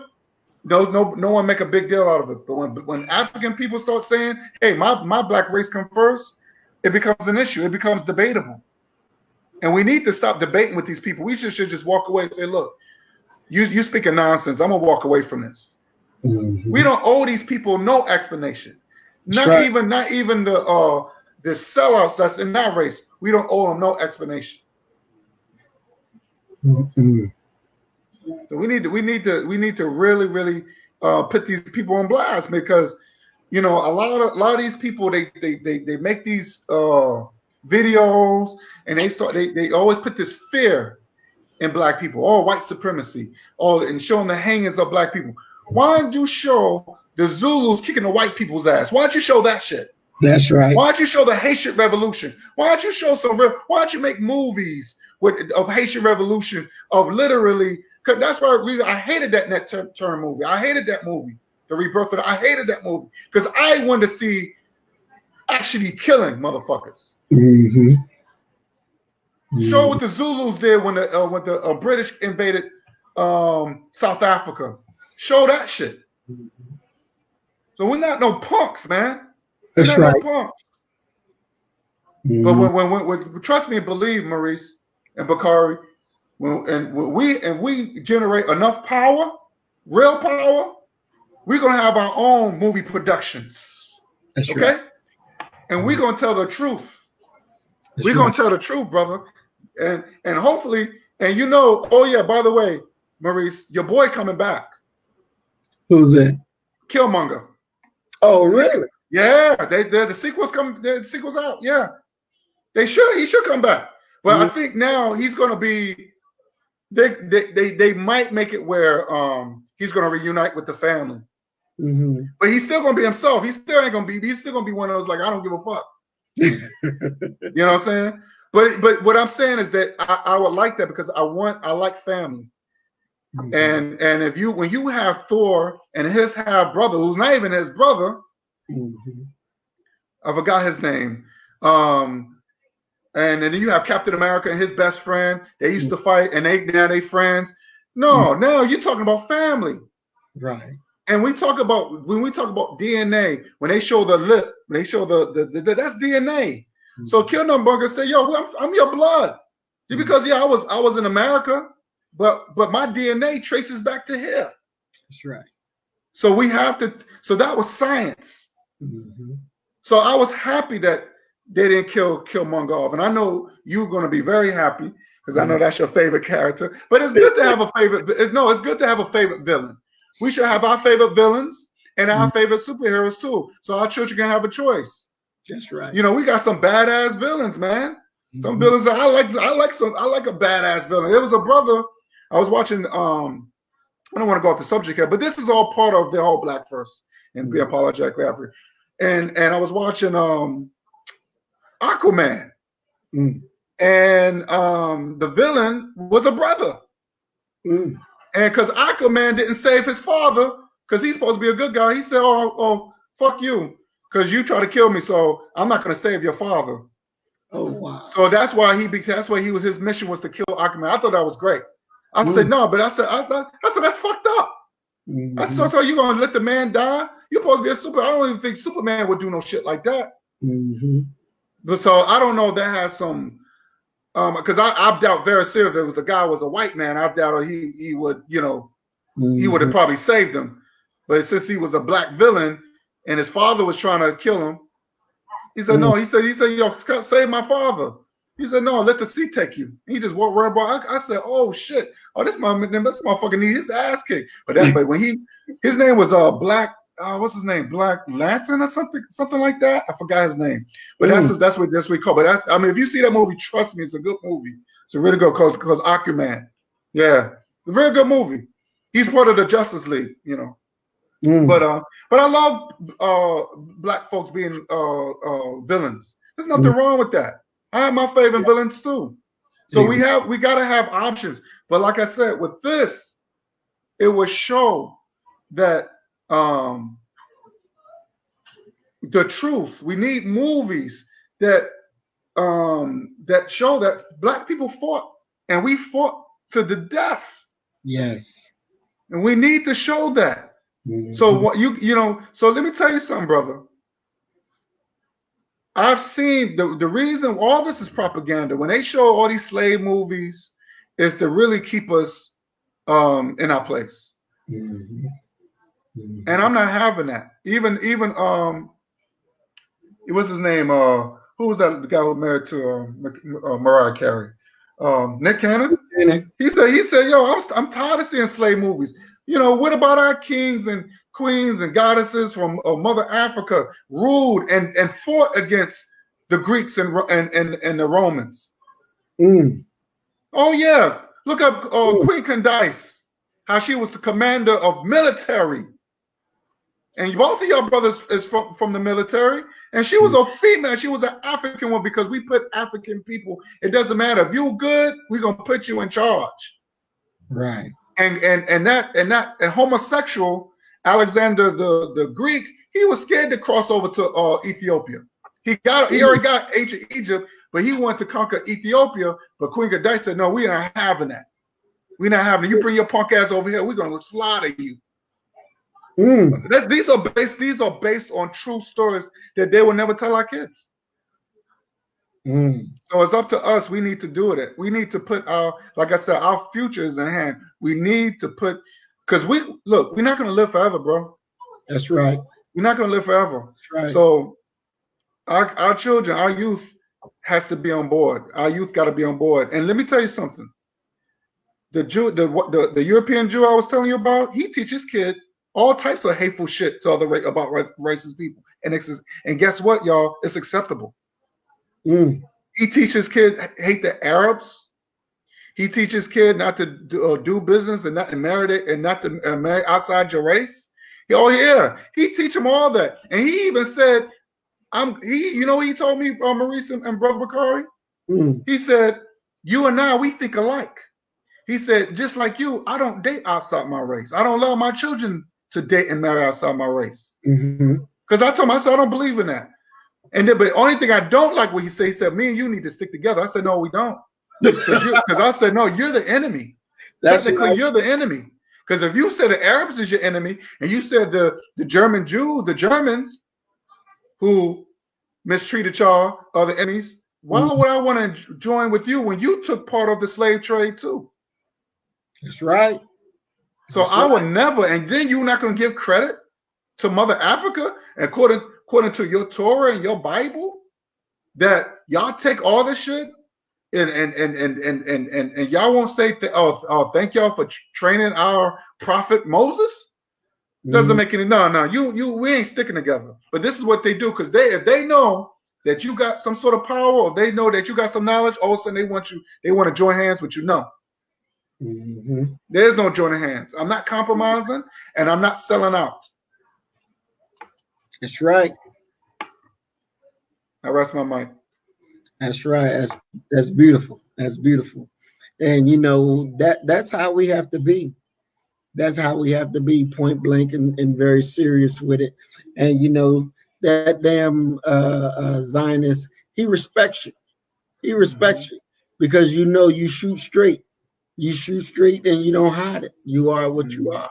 And that's how we have to be. You know, people wondering about, oh, you offending this devil, you offending that devil. To hell with the devil. He gonna respect you though. He gonna respect you and know that you a man, because you ain't gotta play the game. You say what it is and you don't give a damn. That's right. That's freedom. That is freedom. And that's what we gotta understand. See, these people, they will put it out there that, you know, zombies are more, you should be afraid of zombies more than you should be afraid of the devil. Fuck that. Zombies ain't real. Right.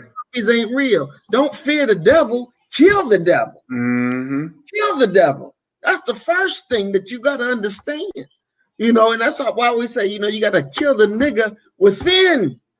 See, because when you kill that nigga within self, look, you're free. You're free.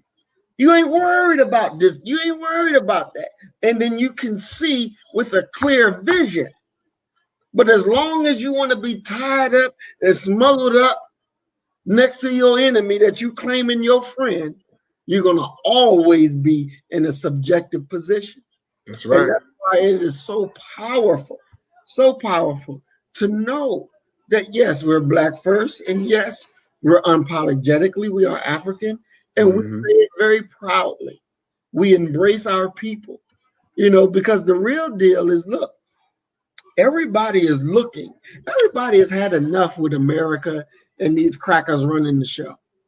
They've had enough about it, but they don't see somebody else standing up to America with strength. They don't see that. But trust and believe, when they see us doing what we do, oh yeah. You're going to be getting invitations. Oh, come on home to Africa. Come on, teach us how to do it. Tell us how you do it so we can do it here. Because they want to be able to stand up and tell America, go to hell. They want to be able to do that. They want to be able to be the men that they know they are. And these other demons that try to come in and pull you. See, what the enemy did was trying to do to you is say that, you know, me and you friends. So that you cannot see him as his true self, which is the enemy. You know, because if he can get you to see him as his friend, that's when he started to try to trick you and change you. You know, but no, you showed them, I ain't with that shit. I see you for who you are. You are my enemy. You know, our people gotta be like that. We gotta be like that in all our endeavors. In all our endeavors. You know, I was, you know, live the other day and I was telling our people, you know, me and wife was out at Walmart and, you know, they have the little people that sit there and check your receipts, right, at the door. And so he stopped us and wanted to check our receipt. And so I'm asking him, well, why you want to check our receipt? You know, he's like, oh, just to make sure that everything on your receipt is in your card like that. And, you know, we had a can of a box of soda that wasn't bad. So he was like, so he checked that to make sure it was on the receipt. And so wife is like, you know, well, hey, you ain't checking these white people that's walking around that don't have no bag. Now, the young brother that stopped us. Now, you know, and he's like, well, I can't make a line. So, I'm talking with him, and wife is getting upset. And I'm like, he okay, he's a brother. Don't go too harsh, but she was on it. He's operating, like the cracker wants him to operate. And he's not stopping white, but he's stopping us. So, I'm still talking to the brother. She take off. She go down there to complain. So after me and him finish, I go follow her down there, and she complains to the manager and all that. The manager's like, no, he's doing his job. Blah, blah, blah, blah. You can tell them, no, you ain't gonna, he's not gonna look at your receipt. It's optional. It's not nothing mandatory. So we said, well, okay, well, let's go. And we went back to that Walmart about 3-4 times, and walking out, nobody asked us for a receipt, taking things that, wasn't in the bag. Nobody asked to see the receipt or anything. So wife called it as it was, racial profiling. And, that's one of the good things about being married to a black woman. Phil, he's married to a goddamn cracker woman, and she allows him to do stuff that a black woman would not allow you to do. If a black woman know you for your people, she's not going to allow you to do evil. She's not going to allow you to be asleep at the wheel when you're supposed to be awoken. And my wife, she's on it. I mean, she on it. She saw through it, because I didn't see it. I'll just be very honest. I didn't see it. I thought the brother was doing his job and just stopped us to ask. But she saw through it the whole time. So it's always, yeah, you can tell them no. I'm not going to show you my receipt. And because I asked the manager that very frankly, and I asked for what would happen when we say that. He said the person should tell you, okay, have a good day. So we've been doing it, and we haven't stopped to show no receipt. And we walked out with stuff that was not bad. And that's the way it is, and we should not be afraid to be outside of the network. No, what are you stopping us for? What do you want this for? No, I don't have to do that. No, you control me. I'm a free man. I make my own will, and I make my own decisions. Fuck them. Nothing they can do about it. They ain't gonna put their hands on you. If you do, then you break their goddamn foot. Right. Exactly. Simple as that. That's the way it got to be. And then they'll learn. They'll learn to leave you the hell alone. They'll learn to respect you. And that's why I say, with when our children get killed or our loved ones be killed by the police, we send the wrong message when we offer forgiveness when they didn't even ask. When we tell them it's okay. When we tell people, be peaceful. No, that's the wrong message. It should be tear this motherfucker up. That's right. That's the message should be. That's right. Because when that cracker police didn't go in that school, them white parents went to his house and called the police to protect him because they was going to bring him out and whoop his ass. Yep. See, that's the language that we have to speak, and don't be worried about it. Don't be worried about it. Whoop some ass, and if killing need to be, kill them. It's just that simple. Because we are under threat 24/7. 24/7. And so they got to understand that enough is enough. Because if they don't have the will to make their officers and these devils do right, then we got to force them to do right. We got to make them bow down and do right. You think about it. Even the way that they came after Marcus Garvey, they did it in a way that it would not provoke everybody to rise up and kill them. They did, because they understood, Hoover understood the importance of Marcus Garvey. So they didn't want to go guns rushing and nigga get down and all that, like they go kill him, because then what? Then the love of his people will rise up and say, no, we're gonna do that. We're gonna end that. So we have to be very strategic. We have to build our army, and that's what we're doing. We're building our military, and we're gonna protect.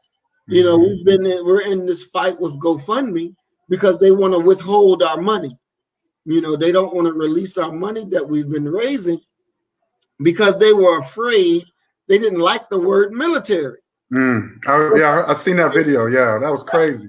You know, and it's like we haven't violated any law. Security is a $350 billion industry. 350 billion. Shit, we tap into that and police our own cities, our own neighborhoods. That's money.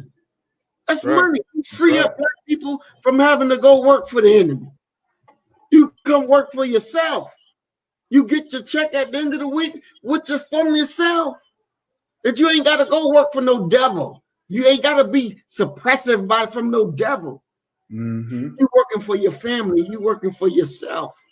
That's black pride. That's black business. Right, exactly. We're handling it because we are mature individuals. We're mature people, and we're smart. We're not dumb. We're smart. We're highly intelligent. We know how to run affairs.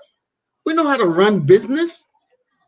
And now it's time for us to take it and do what it's supposed to do. So they think that, you know, withholding money, but they're going to give us our money. You know, if, ands, and buts. We ain't playing with that. You're going to give us what we owe. What you owe us, you're going to give it. Because goddamn it, you got to come up to that goddamn headquarters. We're going to be whooping somebody's ass in there. I just can't believe they just hijack your money like that, man. Like that's crazy, man. Yeah. That's crazy. I couldn't believe when you told me that. Yeah. That shit, they're not gonna get away with that. They're gonna give us what they owe us one way or another. You know, that's straight up. That's straight up. I'm sorry. I thought you was Go ahead, bro. Go ahead, bro. Go ahead, bro. No, go ahead, brother. Go ahead. I think it's one thing we can do to eliminate them, right? This closest city to you with a black bank. You just go ahead and open an account in that black bank and in the initiative, right? For me, it's the Black Coalition for Business, right?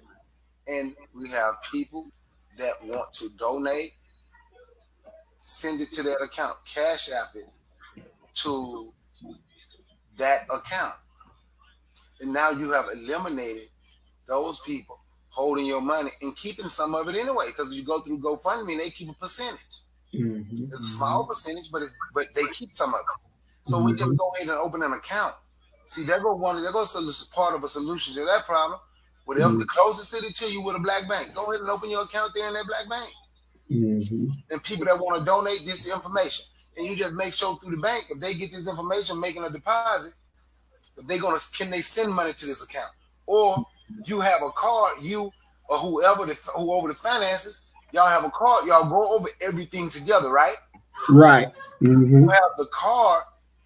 No, you're right. Don't let them get away with it. I'm not saying let them keep your money, but what I'm saying is when you open that account, you just have a card, right? Or you need that card, your Cash App card, right?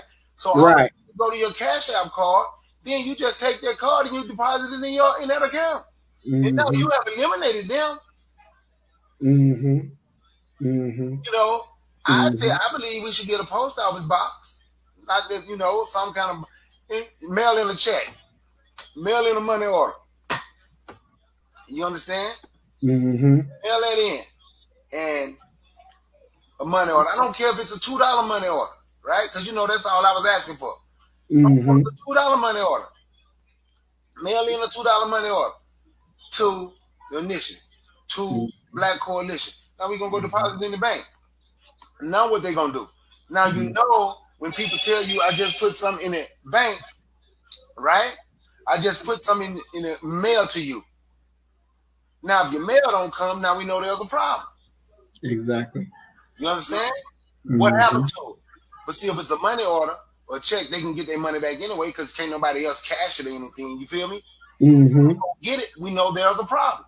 Man, there's so many things we can do, so many things we need to start doing. And like I said earlier on our first, so one of our solutions is, right?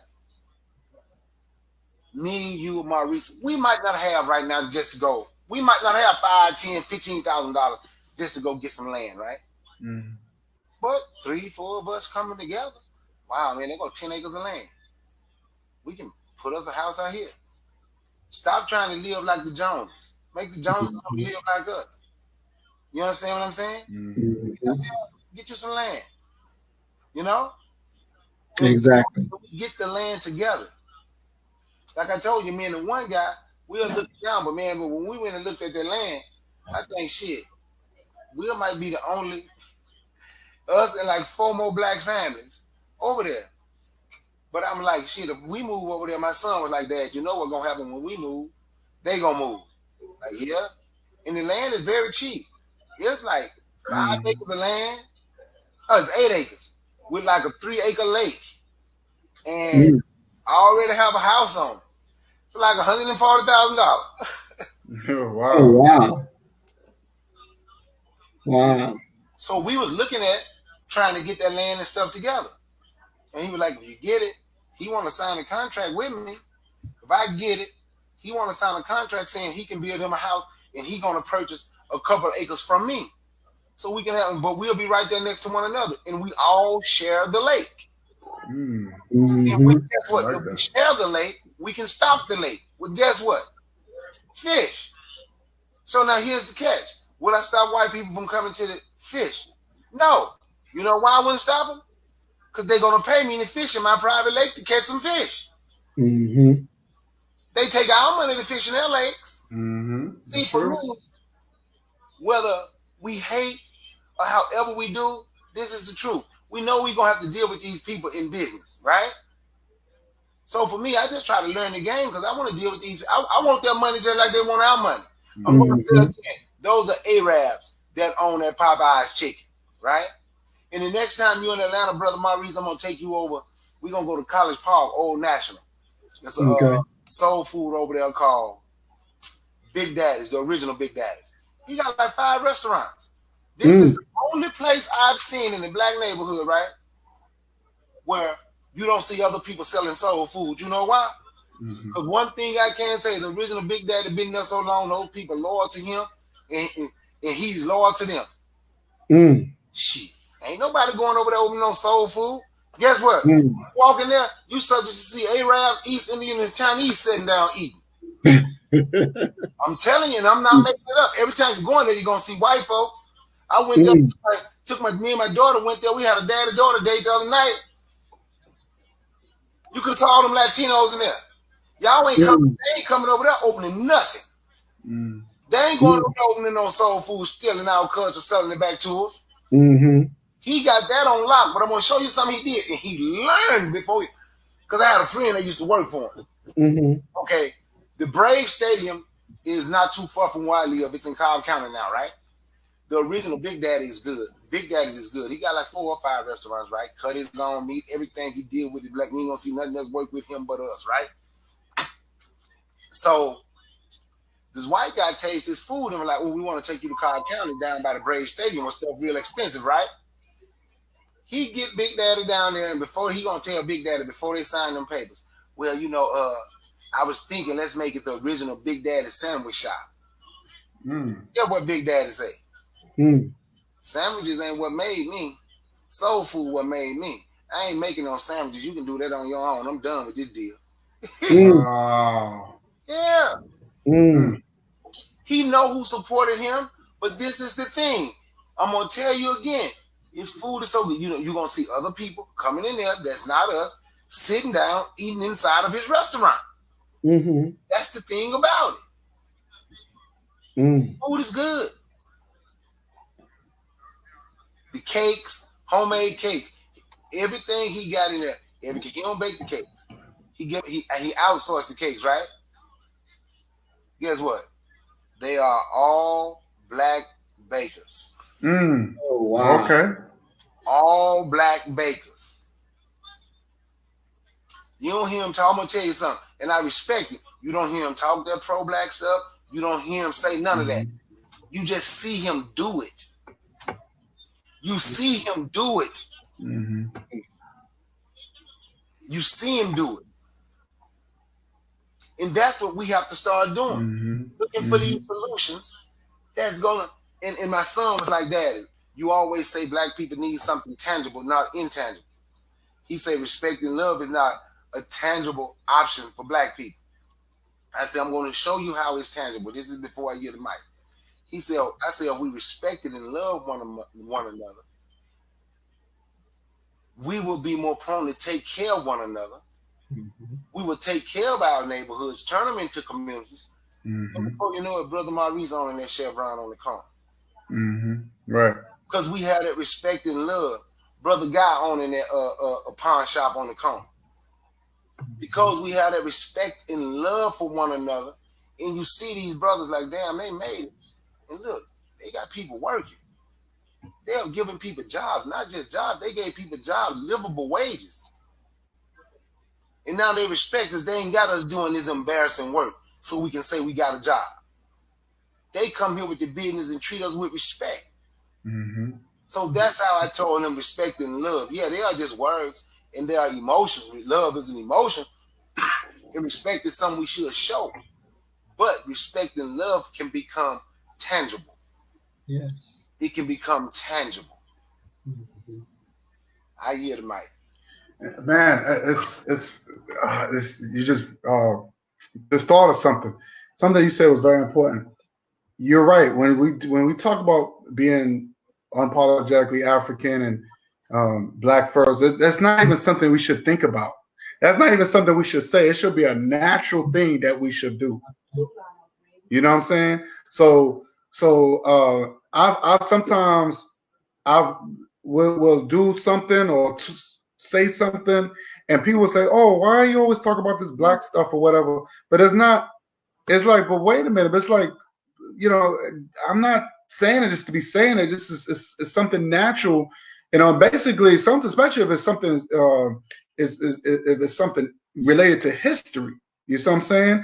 And you know, I don't like it when people always trying to find out like that's a flaw of being who you are and being that your culture. People share their cultures many times. I talk to people from all over the world, and people tell me their cultures. You know, well, you know, back when my family's you know, German, or my family is from this place, my family's from that place, and they tell you about their culture or whatever. And you know, I don't say anything insulting like, oh, why you think that way? You know, that's you know, you can't think that way. You got to think more of. I don't do that to people. But when I talk about my culture or where I'm from or whatever the case is, it becomes a big issue because I don't think about it. It's a natural thing. It's part of me. But you know, that's the reason why, like, when we do things, you know, it's whatever we do has to be natural. It can't be fake. It can't be phony. It can't be, you know, it just can't be something you just don't think about. If being African is part of you, and it is part of us. But I think a lot of Black people, they fight who they really are. They fight it. Yes. And they believe that the Neanderthals way is the Neanderthals way is their ice is colder or their grass is greener. And I never could understand that. I was like, well, wait a minute. These people are Neanderthals. Their DNA proved that they got Neanderthal blood in them. And they came out the caves. They didn't know shit. But then this is who you want to be. This is who you want to mimic. You want to bleach your skin. You want to talk like them. You want to look like them. You want to be as close as white as possible. And you want to even take on their behavior. Their homosexual behavior is a death style. They said, I was watching, there was a news recently how this Black dude killed himself because he was teased of sleeping with a transsexual. Mm. He got teased. I just put a lot of laughing faces on it because the shit is funny to me. It's funny to me because why would you, you know, even when, you know, why would you sleeping with a dude who dressed in a costume? That don't make any sense. Like, it's funny to me. You know, usually I see that stuff on Martin Lawrence and, you know, hey, dressed like women. That's supposed to be comical to me. I laugh. And so one sister said, oh, why you find this amusing? I said, let me ask you a question. You condone this? You condone that behavior? And why not? I can't. I'm laughing. I think it's funny. I think it's funny. Because why would you indulge in that sick behavior? That's a sick, that's nasty. You know how they don't see, and this is the thing, what I don't understand about our people, they don't talk about the diseases. No one talks about the diseases that's being spread around. They don't talk about how many sisters that caught diseases because these black men are on the down low. No one talks about that. You notice that, right? Mm-hmm. No one talks about that, but they want to embrace the LGBT, but they don't want to leave out the diseases part. But if you look at the medical reports, they're in there every day. There's a lot of people going there every day because they caught something. And see, these are the things but see, they want to leave that part out. They want to leave that, okay, there's consequences when you get into that lifestyle. They're not going to talk about how many Europeans that got died. There's a reason why they caught the plague and all that stuff, because they was into that homosexual lifestyle. Mm-hmm. As well as them eating, dirty food among rats and roaches and all that stuff. So these are the things they don't tell you about. So we have to, and I think, like I said, we have to show them the evidence. Mm-hmm. Our job is to show them the evidence. Say, look, this is what's going to happen to you indulge in that lifestyle. This is what's going to happen to you. And I'm not going to feel sorry for them. We got to be honest with them. Even when it comes down to our people, we got to be honest with them. If you indulge in that lifestyle, we're not going to feel sorry for you. We're not. That's right. And I've been really, I love my people, but like I said, like my mother always say, I believe in tough love. Mm-hmm. I believe in tough love. I don't hate my people, but I believe in tough love. If you lay down with a dog, you're going to wake up with fleas. That's right.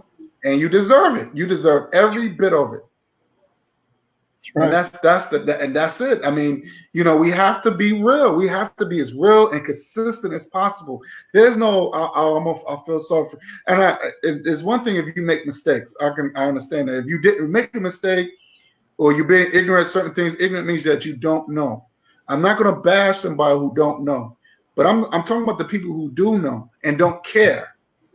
Don't have it where you catch a disease like HIV and all that stuff, and you all of a sudden you want to come up to the world and say, oh, because of my lifestyle, I caught HIV, and you expect me to donate to you and cry and all that. That's not happening.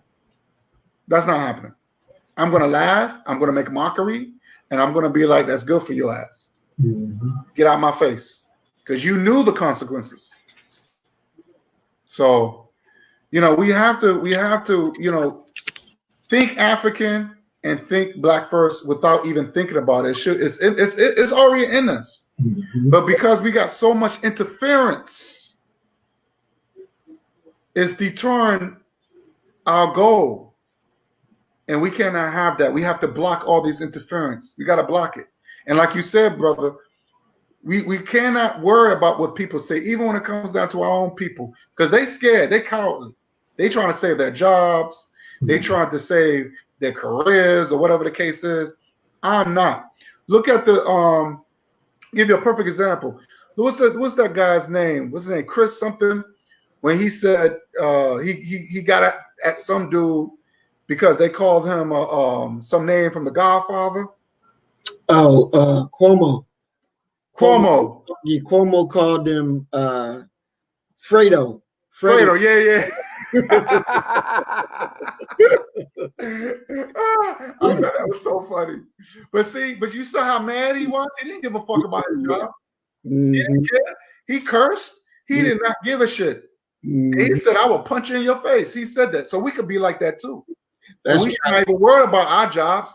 That's right. He damn sure didn't worry about his job. He sure didn't. And he said, "Oh, Fredo is closer than using it," which is bullshit. Mm-hmm. No one got hung using the word Fredo. Mm-hmm. Okay? No one ever served life using the word Fredo. I thought this shit was funny. Matter of fact, a guy who was in town, he said, "I don't find that offensive. I think this shit is funny." He's the only, but you see how he took it. He took it there, and he didn't give a fuck he was being recorded. Exactly. He sure didn't. So if he can do that, how come we can't do that? If someone calls him, I don't give a fuck. Anybody call you the N-word, Maurice, you punch them in their motherfucking face. I don't care if they record you, and if they arrest you, goddamn, then get arrested. And I would tell the fucking judge, and I would tell this FBI, and I hope they're watching. I hope the CIA watching. If anybody call me an N-word, they're gonna get dealt with. Plain and simple. I don't care what race they are. Because you allow Fredo to get away with it. That's so I'm gonna get away with it, and you're gonna let me get away with it. You're gonna let me get away with it. I don't care how young they are. I don't care how old they are. They're gonna get their jaw checked. That's what we need to do. Start punching. And it could be in our own race too. Punching where it hurts. Punching where it hurts. Because it's disrespectful to our ancestors. I don't care what they hear on some radio. I don't care what they hear on some radio. Or was it's universal. Everybody's using it, and it's taking away the power. Well, if that's the case, then why are we still being racial profiled?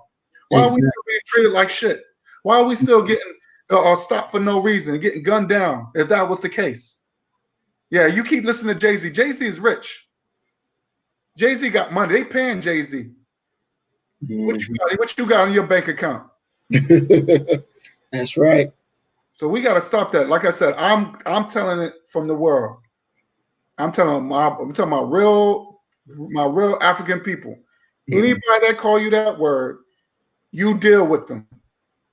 You deal with them right there and there. And like I said, check that jaw. Check that jaw. That's all I gotta say. Check that jaw. I don't care what race they are, because it's disrespectful. It's very disrespectful. And I'm gonna say one more thing, and then we'll close. As far as I don't like to hear using the N-word as a form of endearment. That's not black first. No. When we used to call ourselves, even back in the motherland, we used to call certain names. The first rapper that I heard that used the word God was Rakim. He said, "I'm God." And then that's when you start hearing rappers back in the late 80s. When Wu-Tang was on Arsenio, you could look this up, Maurice and Bakari. You could hear ODB. He said, "Yo, the black man is God. The black man's God," right on Arsenio show.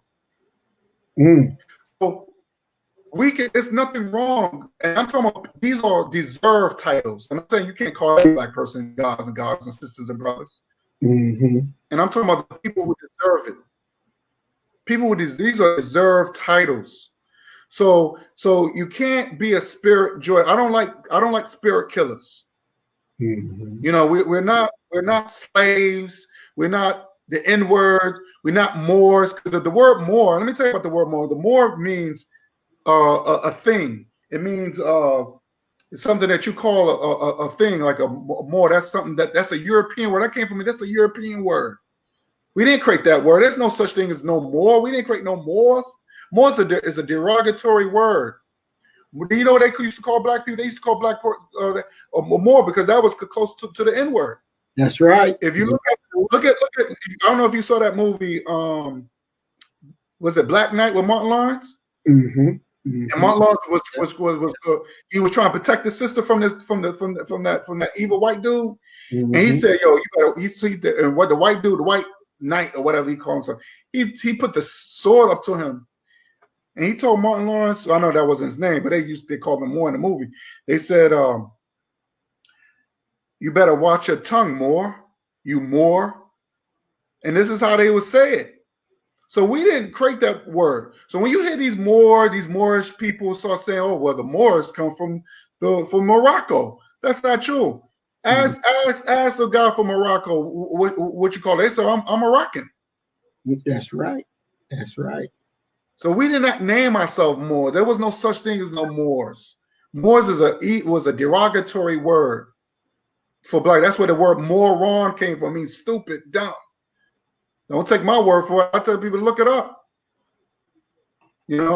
So we gotta learn like language. We gotta learn these things, but we can't allow ourselves to be disrespected. And we have to educate our youth. Like I said, I told my daughter, I don't want you ever using that N-word. Ever. Ever. Mm-hmm.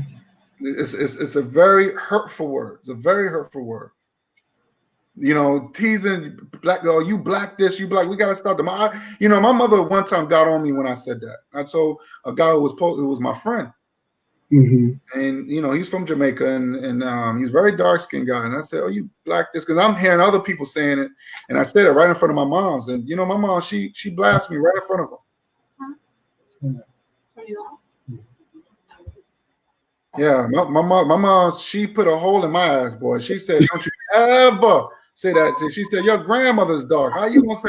And that opened my eyes. And I said, damn, that's just true. I have cousins that's this complexion. And I never said that to them. I said, why would I say that? So I apologize. And I never said it again. That's right. So I said that, and it's very hurtful, man. We do it to each other. Yes. You dark this, you black this, and all that. We gotta. That's not. We're not like that as a people, man. That's that European bullshit. Exactly. So it's good. We have a lot to work. I would say we have a lot of work to do. A lot of work to do. A lot of minds that we have to change. It's gonna be hard. It's gonna be tough because they think that the ice is cold on the other side. They really think that. When we were segregated, we had our own baseball leagues and basketball leagues. But the white man had a little more guap. He said, I'll pay you more if you come on my side, because my games are boring. Everybody saw that movie 42. And he said, oh man, I look at the how the black people play, and they back then they call us Negroes, and how these Negroes play, man, it's so exciting. They bring so excitement. And my team ain't losing. It's boring. It's dead. And I need some excitement. So we brought that excitement to NFL. We brought that excitement to baseball and all these other leagues. If it wasn't for us, and we the one who give these guys billions and billions of dollars, and they're not giving us shit. Say that. They're not giving us nothing. That's right. So we're gonna flip this. We're gonna definitely flip this. So I give y'all closing statements. Starting Maurice. Yes, sir. All right. I thank you again, big brother, for having us. It's always a pleasure to be in your company. And, it is a blessing, because for us to be back together again as family makes us all stronger. It makes you and me stronger. It makes everybody who watches us stronger. It actually makes our people stronger. And that's what we have to be. One thing that I would like for our people to do, every morning, every time that you look yourself in the mirror, look at yourself and say that I'm no longer a slave to fear. Know that you are a child of God, and that you were chosen from your mother's womb to be here, not to do what was done in 1866 or 1932 or 1952. But we're in 2019. You were chosen for war. You were chosen for battle. You have been birthed. If you're in Black First, you have been birthed into a knowledge that gives you life, light, and power. Now that you have life, light, and power, you cannot walk around being a slave to fear. That is beneath you. You cannot be afraid when you are God. So when you look at yourself, when you look at your brothers and your sisters, know that you are free, that you are free from fear, and that you are God, and that you're here to conquer. We are strong. We're not weak. The enemy is weak. So understand your purpose and never sell yourself out to be some weakling. If it wasn't for us, this would still be a colony of Europe. The damn enemy wouldn't be free if it wasn't for us. So don't you ever play yourself short or low. Don't let people treat you like you don't matter, because you do. You're important. If it wasn't for you, none of them could be here. You are the father and the mother of civilization. They all owe us respect and honor. So never play yourself short. Never give yourself over to fear. You're too great of a people for that. Love you, brother. Love you. Love you too, my brother. Bakari? Yeah, man, thank you for inviting me to your show.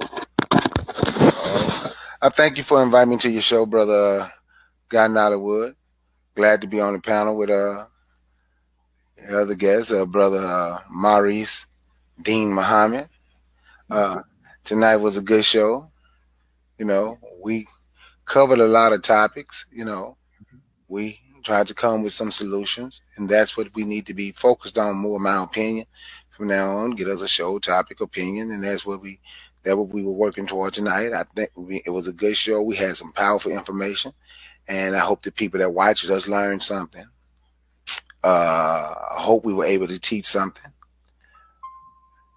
And I thank the chat for joining, you know. And once again, my brother, I appreciate both of y'all, and I thank y'all. And I thank you for inviting me here. Peace. All right. And I just want to say this real quick. To the HTTR Lakers, you're absolutely right. You're absolutely right. Our goal is for our strong to be strong. That's right. And we have to be strong. You know, only the strong is going to only the strong is going to survive. And we are strong people. What you see here are strong brothers. And we got some strong sisters too. We know some strong sisters too. And hopefully I can have them on my panel. Mm-hmm. So we can't survive without our sisters. And our sisters cannot survive without us. So that bullshit that women can be independent and they don't need a man and all, that's bullshit. That's bullshit. That's that white European feminist bullshit they always trying to put on our people. So we have to think African and think black first. That's right. You know, we have to think that because that's who we are. That's who we are. Because if you don't think it, trust me when I say this, you're gonna be singing that same old song. You know, I was telling Brother Bakari, Maurice, that we are reaching to another 100 years. If you look at the time that Malcolm and Dr. King passed away, it's been almost 60 years. Mm-hmm. So we almost reach another century, and we still talking the same shit. Mm. And I don't know if things are getting better. I don't know if things get, but I can't really. But like Brother Bakari said, the white man don't have to do anything. My mother said the same thing. The white man don't have to do anything. We do it to each other. And you got the weak ones that's trying to stop the strong ones. Exactly. When I was showing the picture of the Moors, how they was working for Leopold II, how they took African people to enslave their own people. And these are the same Moors that we see today complaining while we can't get our shit together. But these are the same people that help the enemy put us in this bondage. But they don't want to try to fix it. But at the same token, they still making friends with the enemy. They still got the friends with the Arabs, and they still talking to the Germans, we the original Germans, we the original this, we the original that. And I'm like, well, wait a minute, but these people are not my people, our people. Mm-hmm. So we got to be careful who we associate with. We got to do what Nat Turner did. We got to really pick and choose, and we got to do background checks, because I don't want to talk to a brother. And he's going like this, and he's with me, but his girl, his wife, she's not a sister. That's right. That's right. You know, she's not a sister. I heard this one brother tell me, well, you know, the Puerto Ricans, they're black, they're really black. Jennifer Lopez is really black. No, she's not. Mm. Don't get out my face with that. Because if you really believe that, then your woman would have been like Jennifer Lopez. Mm-hmm. So those people are not my people. And I remember, and I love when Malcolm said, he said, why are we talking about the Puerto Ricans? These people, they don't even fit this in this equation. They don't have to want being lynched. And I love it when he said that. Mm. Put that motherfucker right in his place. See, and Mark, boy, man, I mean, and he was he didn't give a fuck. Mm. He didn't give a fuck. He said, well, but the guy said, well, he said, but well, you understand that if you were with a black Puerto Rican. He said, look, as long as they speak Spanish, they're gonna get them a pass. Mm. He said, but we talking about the ones who've been oppressed in this country, the ones who's being lynched. And he was very consistent. He didn't change. If you listen to his speech, he didn't change. Mm. So we got to be like that. We got to be consistent. We got to be consistent. We can't be worrying about these Latinos and all this. I don't care. We might have a friend, and he might be a good friend. I have a good friend. He's Puerto Rican, but he knows where I stand. He tells me. He said, I know where you stand. So it's okay. I'm not saying you can't be friends with, have some good people around them, but they have to respect you. They have to respect where you stand. And if they can't respect where you stand, then they're not your friend or your enemy. Mm-hmm. So we gotta make that perfectly clear. Like, if you're gonna be around me, I come first. My race come first, and they have to respect that. So on that note, thanks to the chat. Thanks to y'all brothers. I'm so glad that I have you on. And we got to continue this. Most definitely. And I think our next topic is going to be, how can we get to the resources? Because we need resources. Because in Africa, we had currency with our people face on it. Mm-hmm. I'm tired of looking at the money and I see white people's face on it. Mm-hmm. I want to see my people's face on it. That's right. So we gotta find out. We gotta talk about resources and how can we get to it. So I think that'll be our next when we do our next video. And all right, thank you everybody for watching, and I'll see you next time. Peace. Peace. Peace.